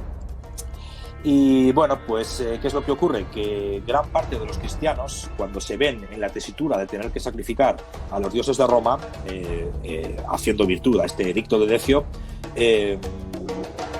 a este edicto de Decio, pues muchos de ellos reniegan del cristianismo, apostatan, se hacen apóstatas, ¿no? Y pues hacen este sacrificio y obtienen el libellus a fin de salvar su vida, ¿no? Estos son los que luego los cristianos llamarán los lapsi, ¿no? Los que han resbalado, los apóstatas, los impuros, ¿no? Puesto que, claro, todo aquel cristiano que ha sacrificado a los dioses de Roma queda manchado, digámoslo así. Él queda, de alguna forma, pues bueno, de alguna forma pierden esa pureza propia del cristiano, por un lado, y luego están, por otro, los que se mantienen fieles, son una minoría, pero sí que hay gente que se mantiene fiel a su fe. Muchos de estos no obtienen el libelo, puesto que ellos se niegan directamente a sacrificar a los dioses de Roma, y entonces, al no obtener el libelo, muchos de ellos se enfrentan a persecuciones, a tortura e incluso algunos de ellos a la muerte. Son los llamados mártires, ¿no? Entonces empieza a verse ahora una dicotomía entre los mártires y aquellos que sí que sacrifican, entre los apóstatas, entre los puros, ¿no? Los cátaros, ¿no? Por un lado, estos que confiesan su fe, que incluso llegan al martirio pero no reniegan del cristianismo, y aquellos que de alguna forma, pues oye, directamente Realmente, Carlos, apostatan, ¿no? en este momento, de forma indirecta y sin quererlo ni mucho menos, estas políticas de persecuciones contra el cristianismo lo que hacen es dar un marco de mártires y de héroes, ¿no? Al cristianismo, que en este contexto de apocalíptico, de invasiones bárbaras, en que mañana todo se puede acabar, ¿no? Es una idea, ¿no? De ese momento, porque este siglo es tremendo. Les dan el marco perfecto para su consolidación y mayor expansión. Es que es perfecto. Aparte de que era de la unidad imperial, que da una unidad territorial para poderse mover, esto ya es la clave, ¿no? La persecución consigue el efecto contrario al deseado, ¿no? Consigue el efecto de consolidar todo el proyecto del cristianismo, que estaba en un momento en que se podía jugar su existencia con otro tipo de religiones que existían en ese momento, mistéricas de todo tipo, ¿no? Sí, sí, de hecho, luego se creará toda una suerte de hagiografías, de santos y toda una mitología en torno a los mártires, ¿no? Y esto dará mucho que hablar, puesto que llegará a crear verdaderos cismas dentro de la Iglesia cristiana. Por un lado, por ejemplo, ya en Roma, en tiempos de Decio, surgirá una herejía, ¿no? Es el llamado novacianismo, ¿no? Puesto que surge un papa, que es el Papa Cornelio, que el Papa Cornelio en Roma es un papa partidario de perdonar a estos que, oye, habéis flaqueado, habéis fracasado, no pasa nada, el cristianismo es una religión de perdón y podéis volver al seno de la Iglesia, pero luego hay otros que no. Hay gentes dentro del cristianismo que dicen que no, que esta gente no son puros y a estos no pueden volver a la Iglesia ya. Con lo cual, por ejemplo, dentro de esto tenemos a un antipapa que surge en Roma ahora, que es un hombre llamado Novaciano. Entonces hay una lucha entre Cornelio y Novaciano que dará lugar a esta herejía, el novacianismo, ¿no? De hecho, Novaciano luego será excomulgado, ¿no? Etcétera. Pero bueno, esto es muy importante, pues que tendrá su eco en África también, y habrá luchas también entre Cipriano de Cartago, que será un partidario dentro de lo que cabe de readmitir a los que habían flaqueado, a los que habían obtenido este libelo, por un lado, puesto que la persecución no solo tiene lugar en Roma, tiene lugar en otros lugares del imperio, y otro hombre llamado Felicísimo. Bueno, en cualquier caso, este novacianismo se expande a África, ¿no? Y luego este novacianismo, que es el que surge ahora, esta especie de cisma entre aquellos que sacrifican, incluso que sacrifican a los dioses y fallan, digamos, entre los apóstatas, y por otro lado los que se mantienen fieles al cristianismo, los que llegan incluso al martirio para defender su fe. Esta dicotomía, este cisma, se produce de nuevo con la persecución de Diocleciano, ¿no? Que dará lugar a una gran herejía, que es la herejía donatista, que en este caso surge en África, que también tendrá sus repercusiones en Roma, entonces, en la propia Roma, la ciudad. Entonces, esto es importante, la persecución de Decio, puesto que marcará un poco el devenir del cristianismo a partir de ahora. Será de gran importancia, ¿no? Entonces, bueno, esto es lo que ocurre. ¿Qué pasa? Que estamos en plena vorágine, no sé si de persecución, pero desde luego con este tema de los libelos, de los puros, de los cátaros, de los apóstatas, ¿no? Los que llegan al martirio, los que no lo hacen. Entonces, bueno, la Iglesia estaba, digamos, inmersa en esta gran crisis, porque fue para la Iglesia esta llamada persecución de Decio, y en este momento todo, de alguna forma, se paraliza porque los godos y los carpos de repente rompen la línea del Danubio a la altura de Moesia, es decir, justo el Bajo Danubio. Los bárbaros entran a sangre y fuego, estamos en torno al año 250, y atacan esta región, esta provincia de Moesia, y entonces Decio y demás tiene que parar en seco esta persecución y tiene que marchar de urgencia, digámoslo así, al Danubio. Con lo cual, el hecho de que los cristianos puedan verse libres de esta persecución, se lo debemos, o tienen que dar las gracias a los carpos y a los godos, ¿no? Que gracias a ellos la persecución de Decio se paró en seco, ¿no? Entonces, bueno, Entonces Decio efectivamente tiene que marchar hacia el Danubio, tiene que marchar a hacer frente a estos bárbaros paganos de más allá del Limes. Entonces, bueno, pues encontramos a Decio que marcha con un potente ejército en torno al año 250. Todo esto parece ser que viene de la negativa de Filipo el Árabe, que estaba inmerso en los juegos del milenario de Roma y demás, y parece ser que Filipo el Árabe ya se negó en su momento a pagar los tributos convenidos a los godos, con lo cual los godos estaban bastante cabreados, ¿no? Y en este momento, pues ya directamente rompen la línea del Danubio, con lo cual de esta negligencia llevada a cabo o hecha por Filipo el Árabe, los que luego tienen que pagar el que tiene que pagar el precio es Decio, ¿no? Entonces, a ver, hay un ruido por ahí, no sé si soy yo. No. Vale. Igual soy yo que estoy con el ratón buscando cosillas, imágenes. Vale, perdona, que igual era no yo, lo sé, podría ser yo, ¿eh? Sí, vale, nada. No me molesta, es un yo. Vale. Hombre, ¿qué tenemos por aquí? Perdona, ha habido varios comentarios, ahora que aprovechamos el momento de inciso, varios comentarios que interesantes. Cierto. Tenemos aquí al gran magíster Militum Oriente llamado Sergio Alejo, con el cual, bueno, ya avisamos, hacemos un inciso que mañana va a haber otro esplendoroso directo con tu presencia en su canal de Facebook, junto a Ángel Portillo también, que es un triunvirato de narices. Así que mañana os invito a que accedáis todos al directo de Sergio Alejo a las 5:30 hora hispánica, hispánico y europea, porque claro, hay dos Hispanias, la España americana y la España europea. Imagino que en América será 6 horas antes, en torno a las 11:30. Y bueno, seguimos avanzando. A lo mejor luego a última hora tenemos una sorpresa. No sé si será posible. Así que si te parece, seguro. Un poquito más, que nos queda poquito para llegar al punto deseado, ¿no, Carlos? Sí, porque nos queda ya... Vamos a ver... Sí, enseguida llegamos ahora al enfrentamiento. Viene una batalla importantísima, ¿no? Que es muy relevante y bueno, y seguimos por ahí. Puesto que en el contexto de la lucha o de la marcha de nuestro amigo Decio al Danubio, se enfrenta directamente a los godos. Decio va junto con su hijo Herenio Etrusco, va hacia el norte y parece ser que tiene una serie de choques ya con los godos. Los godos están dirigidos por un caudillo, cierto Niva, un hombre astuto, un hombre, bueno, con gran experiencia militar y que será capaz de derrotar a las naciones. Y, entonces, Carlos, perdona, me gustaría que recordaras al respetable la etimología de este nombre, ¿no? Sí, efectivamente, Niva es C-N-I-V-A, Cniva, y que viene, digamos que en lengua goda antigua podía significar algo así como la espada, la daga, el cuchillo o algo así afilado, ¿no? De hecho, como knife. Inglés, como knife, efectivamente, puesto que en inglés, como sabemos, el inglés es una lengua bárbara, germánica. Entonces, en inglés, cuchillo es knife, ¿no? Y entonces, en lengua goda, que igualmente era una lengua pagana, bárbara y germánica, como el inglés, entonces, niva significaba algo así como el cuchillo, ¿no? El filo afilado, la daga o la espada o algo así, ¿no? Entonces, de ahí viene esta etimología. Niva era un bicho en cualquier caso. Hay varios choques.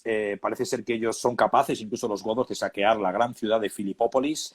Se cree que es un saqueo absolutamente brutal. Se habla de 100.000 muertos. Las fuentes exageran. Pero bueno, los godos estaban a sus anchas, campando por estos lugares y saqueando buena parte de estas ciudades y obtienen gran botín. Cuando los godos van hacia el norte con el botín de todas estas ciudades que estaban saqueando, las tropas de Decio les persiguen, pero esta huida, esta marcha hacia el norte un poco precipitada, ¿no? Cargados con el botín, parece ser que fue un engaño de Niva, puesto que cuando los romanos montan campamento, sufren un ataque nocturno por sorpresa de los godos que saquean el campamento romano también. O sea, es alucinante lo que ocurre aquí. Es una gran derrota de Decio, pero que al final parece ser que consigue salir de alguna forma al paso de esta situación y sigue persiguiendo a los godos, ¿no? Que obtienen todavía más botín, no solo de las ciudades, sino también del campamento romano saqueado, y parece ser que es cuestión de tiempo de que estos godos paguen por todo lo que están haciendo, puesto que están lastrados por el peso del botín, de los cautivos, del oro, y al final los godos parece ser que agobiados no ven la posibilidad de ir más rápido. Los romanos les persiguen muy de cerca con estas legiones y al final, en torno a una región que es la región de Abrito, hay una ciudad ahora mismo, está en la actual Turquía, muy cerca del Danubio, perdón, en la actual Bulgaria, cerca de la Turquía europea, pero en cualquier caso en la Bulgaria cerca del Danubio. Aquí los godos se tienen que dar media vuelta, no les queda más remedio que luchar. Entonces este astuto Niva monta, digamos, la batalla en 3 líneas, ¿no? tres líneas defensivas y los romanos pues se lanzan contra ellos. Parece ser que dentro de esta batalla la primera línea defensiva cede enseguida, entonces los romanos parece que son invencibles. Sí que es cierto que al principio de la batalla Herenio Etrusco es muerto por una flecha perdida, ¿no? Entonces cuando Herenio Etrusco, el hijo de Decio, cae en batalla, ¿no? Parece ser que los hombres están muy apesadumbrados, pero es cuando Decio dice esta famosa frase, cuando ve que su hijo muere en batalla, dice, no os apenéis, dice, la muerte de un soldado no es una gran pérdida para la República, dice, ¿no? Cuando muere su propio hijo, ¿no? Como diciendo, adelante, amigos. Entonces, bueno, la segunda Después línea... tremendo lo del concepto de república, ¿no? Porque, claro, él viene de un estamento senatorial y para él el imperio o el emperador es una cosa, bueno, que está ahí, pero para él la nación es la república romana, ¿no? La república es lo público, ¿no? Que representaba a Roma, es la cosa pública y no tiene mucho que ver con lo que luego La nosotros res entendemos pública. por república, claro, es la res pública. Claro. Nosotros entendemos por república, sin embargo, un gobierno más o menos democrático. Lo que pasa es que en vez de un presidente o vamos a decir un jefe del Estado, que sería el presidente de la República, tenemos un rey. En España el jefe del Estado es el rey y eso es lo que convierte a España en una monarquía frente a una república como puede ser Francia, en la cual no hay reyes. En este momento no era tanto ese el sentido, sino que el sentido correspondía al bien público, es decir, al Senado y al pueblo de Roma. Eso es la república. Que luego en la república hubiera un emperador, vale, muy bien, pero seguía siendo una república para ellos, ¿no? Bueno, entonces la segunda línea cede, los romanos siguen avanzando, entonces los godos huyen en desbandada y se unen a la única línea que les queda ya a los godos, que es esta tercera línea de batalla, pero resulta que detrás de esta línea de batalla hay un gran pantano, hay una especie de ciénaga y los godos estaban fingiendo su huida, estaban fingiendo una especie de marcha en desorden, como que tenían miedo de los romanos, pero en realidad estaban huyendo, digámoslo así, reagrupándose en esta tercera gran línea, ¿no?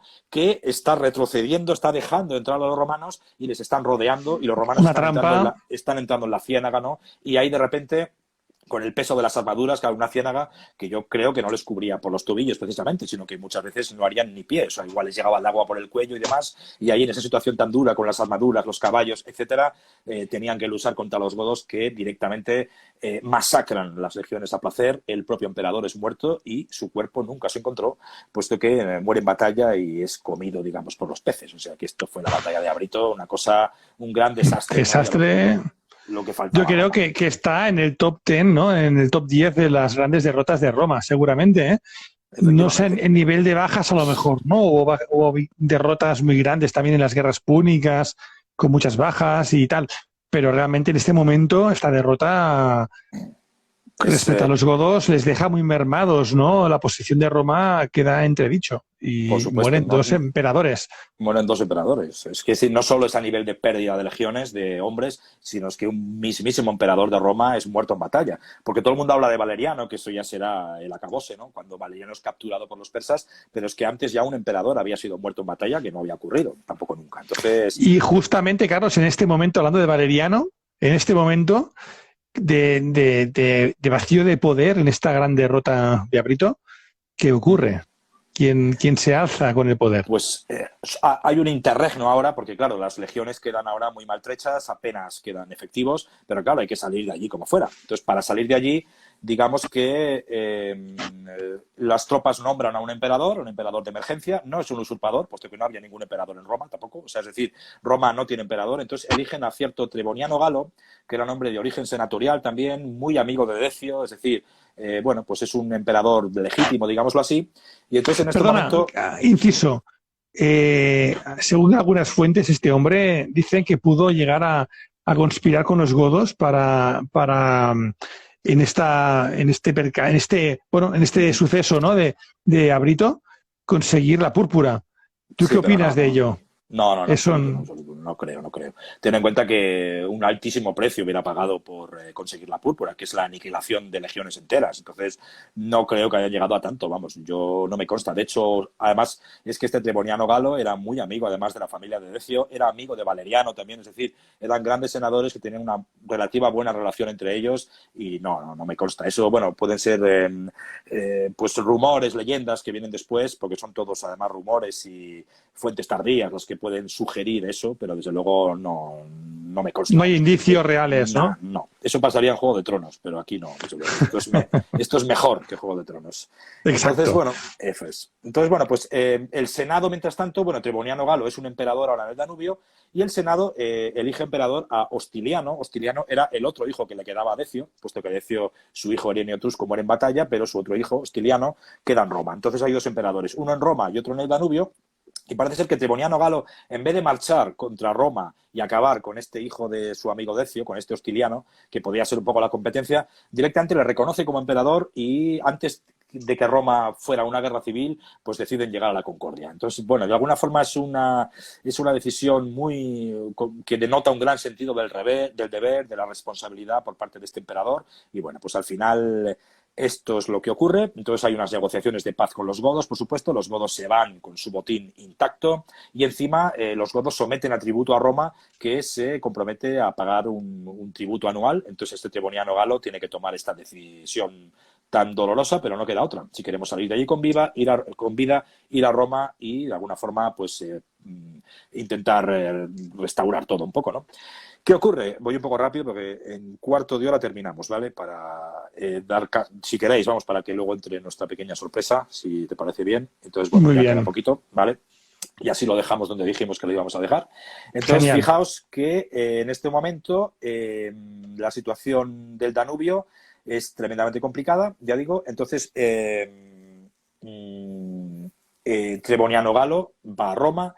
En este momento Hostiliano, este hijo que le quedaba a Decio, muere de peste. Es una de las grandes calamidades también de este momento, las pandemias, ¿no?, que asolan Roma también. Pero bueno, queda Triboniano Galo como emperador único.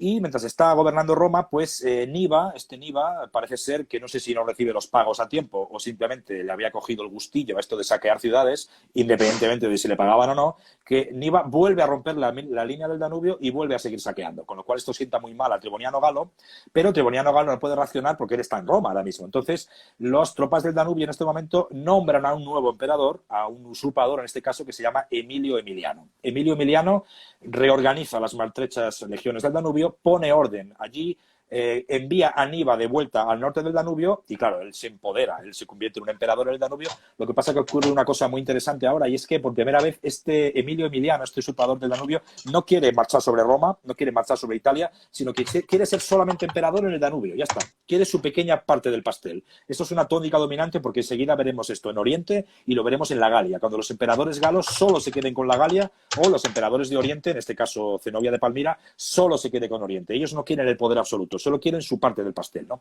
Roma se está empezando a dividir en diferentes partes para poder sobrevivir, ¿no? Bueno, esto a Triboniano Galo no le sienta nada bien, con lo cual marcha hacia el norte, pero antes pide ayuda a su amigo Valeriano, este hombre que había rechazado el cargo de censor en su momento, este amigo suyo, rancio senador, amigo de Decio, amigo de él mismo también. Y entonces tenemos a tres fuerzas en este momento: Emilio Emiliano, usurpador en el Danubio, que marcha sobre Italia, porque no le queda más remedio; Triboniano Galo, emperador legítimo que está en Italia, ¿no?, y Valeriano, que desde el Rin va camino de Italia a ayudar a su amigo Triboniano Galo. Puede parecer lioso, pero es así. Son tres poderes. Lo que viene ahora en cualquier caso es confuso. Emilio Emiliano parte del Danubio hacia Italia y establece un choque contra Triboniano Galo, y Triboniano Galo pierde esta batalla. Estamos en verano del año 253 y Triboniano Galo resulta muerto en combate, con lo cual solo quedan ya dos candidatos, que son Emilio Emiliano, este usurpador en el Danubio que acaba de terminar con Triboniano Galo, y Valeriano, que venía del Rin en principio a apoyar a Triboniano Galo. Estos dos que quedan, que son Emilio Emiliano y Valeriano, tenemos a Emilio Emiliano, que es un militar usurpador del Danubio, un hombre de origen africano, sin cuna ninguna, que mandaba en las legiones levantiscas y que habían elegido a tres emperadores en 5 años. Habían elegido primero a Decio, luego a Triboniano Galo y ahora a Emilio Emiliano. 3 emperadores en 5 años en el Danubio. Este era Emilio Emiliano frente a Valeriano, este hombre rancio senador que era una persona, un gran militar con gran experiencia y muy respetado por sus tropas. Cuando se acerca la batalla final entre estos dos, al final, las tropas del Danubio asesinan a Emilio Emiliano y se pasan todos a Valeriano. Con lo cual, Valeriano se convierte ahora mismo en señor y dueño absoluto del Imperio Romano, cuando ni siquiera tiene necesidad de acabar con Emilio Emiliano, puesto que los del Danubio, ya te digo, le traicionan directamente pues eso, son tropas muy duras, muy fuertes, las tropas danubianas, pero muy poco fieles, ¿no? Entonces, al final, tenemos a Valeriano como nuevo y flamante emperador del Imperio Romano desde finales del año 253. Esto es lo que puedo decir de momento. Tremendo Valeriano, ¿no? Tremendo Valeriano. Tengo aquí una foto de lo que viene, Haznos un poco de spoiler si quieres, pero fíjate qué relieve que se halla en Persia, en la antigua y vieja Persia. Ahí. Aquí tenemos a nuestro amigo Valeriano postrado a pies del gran Sapor. Efectivamente. Estos son, dentro de la Res Gestae Divisa Poris, tenemos aquí estos grabados, ¿no? Estos que están unos relieves que están en la zona de... Claro, es que mi persa es muy malo, pero son las inscripciones de Nask-e-Rustam, y que de alguna forma fueron encargadas por Sapor I, en la cual celebran un poco sus victorias, ¿no? Primero, frente a Gordiano III, que según ellos fue muerto por ellos mismos, no por la conjura de Filipo el Árabe y demás. Vemos aquí a Valeriano que está aquí, bueno, vemos a Filipo el Árabe que está pagándole tributo, puesto que los persas acaban con Gordiano III, someten a Filipo el Árabe, que le tenemos aquí, ahora justo lo estás enfocando aquí. Filipo el Árabe está pagándole tributo y por otro lado tenemos a Valeriano, que directamente está arrodillado, le vemos aquí con su púrpura, con su capa, está arrodillado ante Sapor I. Entonces Sapor I es este vencedor de Gordiano III, vencedor de Filipo el Árabe, al que somete a tributo y captura directamente con vida a este Valeriano, que es este hombre que acababa de vencer a Emilio Emiliano en el Danubio. Con lo cual... Triplete. Triste destino el que le espera a nuestro amigo Valeriano, pero bueno, con Valeriano empieza ahora, digámoslo así, una especie de... Empieza la segunda parte de esta crisis del siglo III. La primera parte empieza con Maximino el Tracio y llega hasta Valeriano. Con Valeriano, que enseguida lo que hace es delegar el poder en su hijo Galieno, empieza una segunda parte que trataremos en el siguiente programa. Me ha parecido espectacular. Si te parece, vamos a dar paso a la sorpresa, que vamos un poquito justos de tiempo, aunque ha sido muy aprovechado el que hemos usado. ¿Te parece bien, Carlos, que demos paso a la sorpresa? Estupendo. Pues venga, al respetable sorpresa final de la jornada de hoy. A ver si conseguimos que se materialice. Está ahí lanzada la sorpresa, no sé yo si será posible. Vamos, amigo. Estamos tocando tambores, redoblando tambores.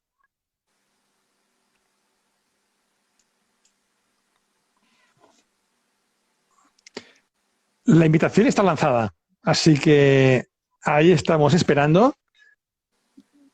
A lo mejor en un momento dado se manifiesta. Bueno, la idea es, vamos a comentar un poquito lo que decíamos antes, ¿no? Que mañana tenemos un nuevo directo. Aquí ha sido el segundo que hemos tenido sobre el ocaso de Roma. En tu caso, si no me equivoco, será el cuarto en el canal de Sergio Alejo y Ángel Portillo. Sí. Mañana a las 5:30 hora española. Imagino que en América será 11:30, más o menos, ¿eh? Una hora puede bailar por ahí. Pero mañana tenéis la cuarta entrega del ocaso de Roma en este canal, que realmente va a coincidir en gran medida en lo que hemos hablado hoy. Va a ser más extenso a lo mejor en el aspecto, por ejemplo, de Batalla de Abrito, que a lo mejor vais a profundizar un poquito más ahí. Sí, en los godos también, un poco el origen de los godos. Hablaremos un poco más de los cristianos, quizá del origen del cristianismo, de las pandemias, un poco de este periodo. Bueno, un poco más extenso, pero bueno, el periodo que tratamos es el mismo, vamos. Es hasta Valeriano igualmente. Pues hacemos un último intento para la sorpresa, si no ya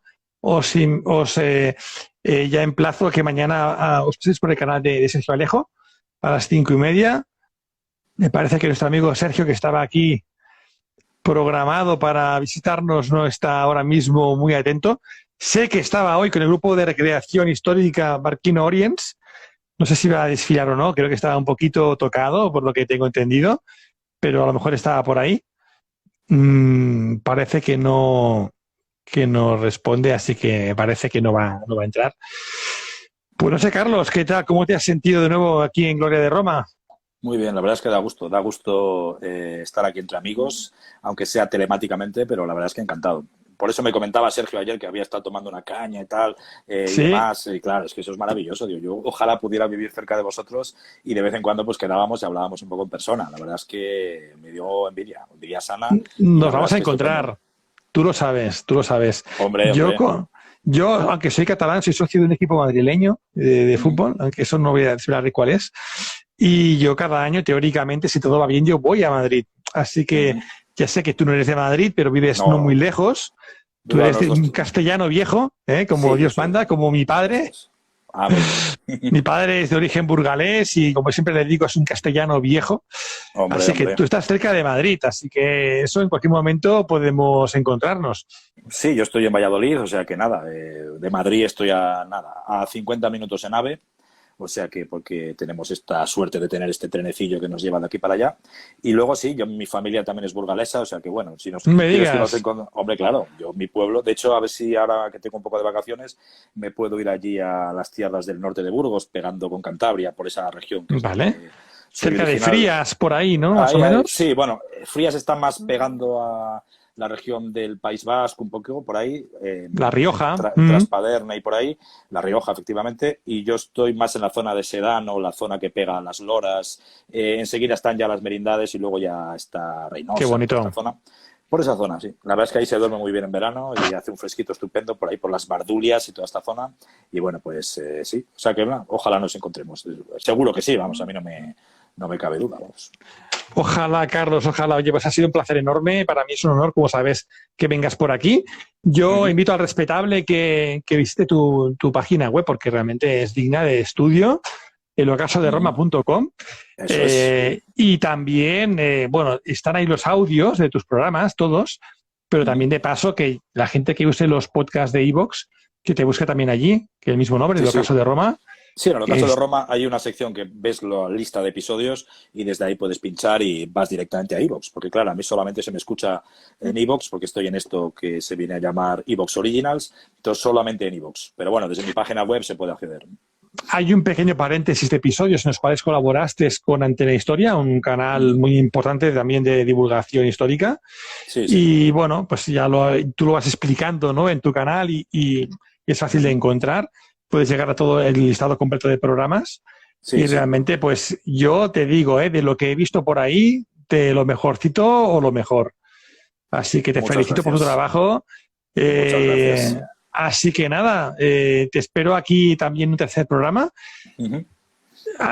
Hablo también del proyecto que tenemos entre manos. Comenté con Sergio, como tú decías cuando nos vimos, Ujú. de si cerrábamos ambos programas a la vez, de Ujú. hacer el siguiente juntos. El Juntos, sí, siguiente sí. juntos en su canal de Facebook. Aquí se había anunciado correspondientemente bien.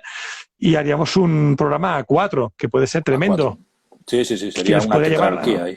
La es que tetrarquía. nos llevaría hasta Diocleciano, así que seguramente tendríamos aquí temas de conversación extensos. Ujú. Pues nada, Carlos, si te parece lo dejamos aquí, ya que no ha venido Perfecto. Sergio, le voy a pasar aquí ahora, bueno, las legiones, como dice el Panonias, para que le ajusticien. Habrá tenido que ir Y, al Danubio de urgencia o algo, supongo, no pasa nada, le comprendemos, no pasa nada. y nada, ya te digo, espero verte pronto por aquí o en Muy el bien. canal de Sergio. Y mañana todos, contigo también y con Sergio y a Ángel de Portillo en su canal de sergioalejo.com o a Sergio Allí nos Alejo en vemos. Facebook.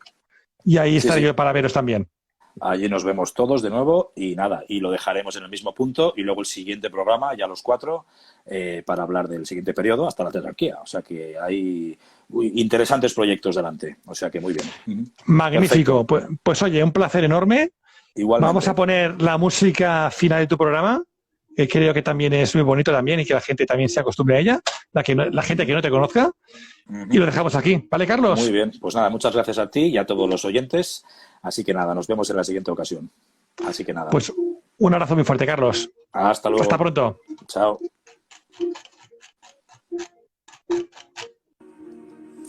Pues aquí lo dejaremos. Os dejaré con la música del Ocaso de Roma. Un placer, gracias por estar aquí, como siempre. Y hasta el próximo directo.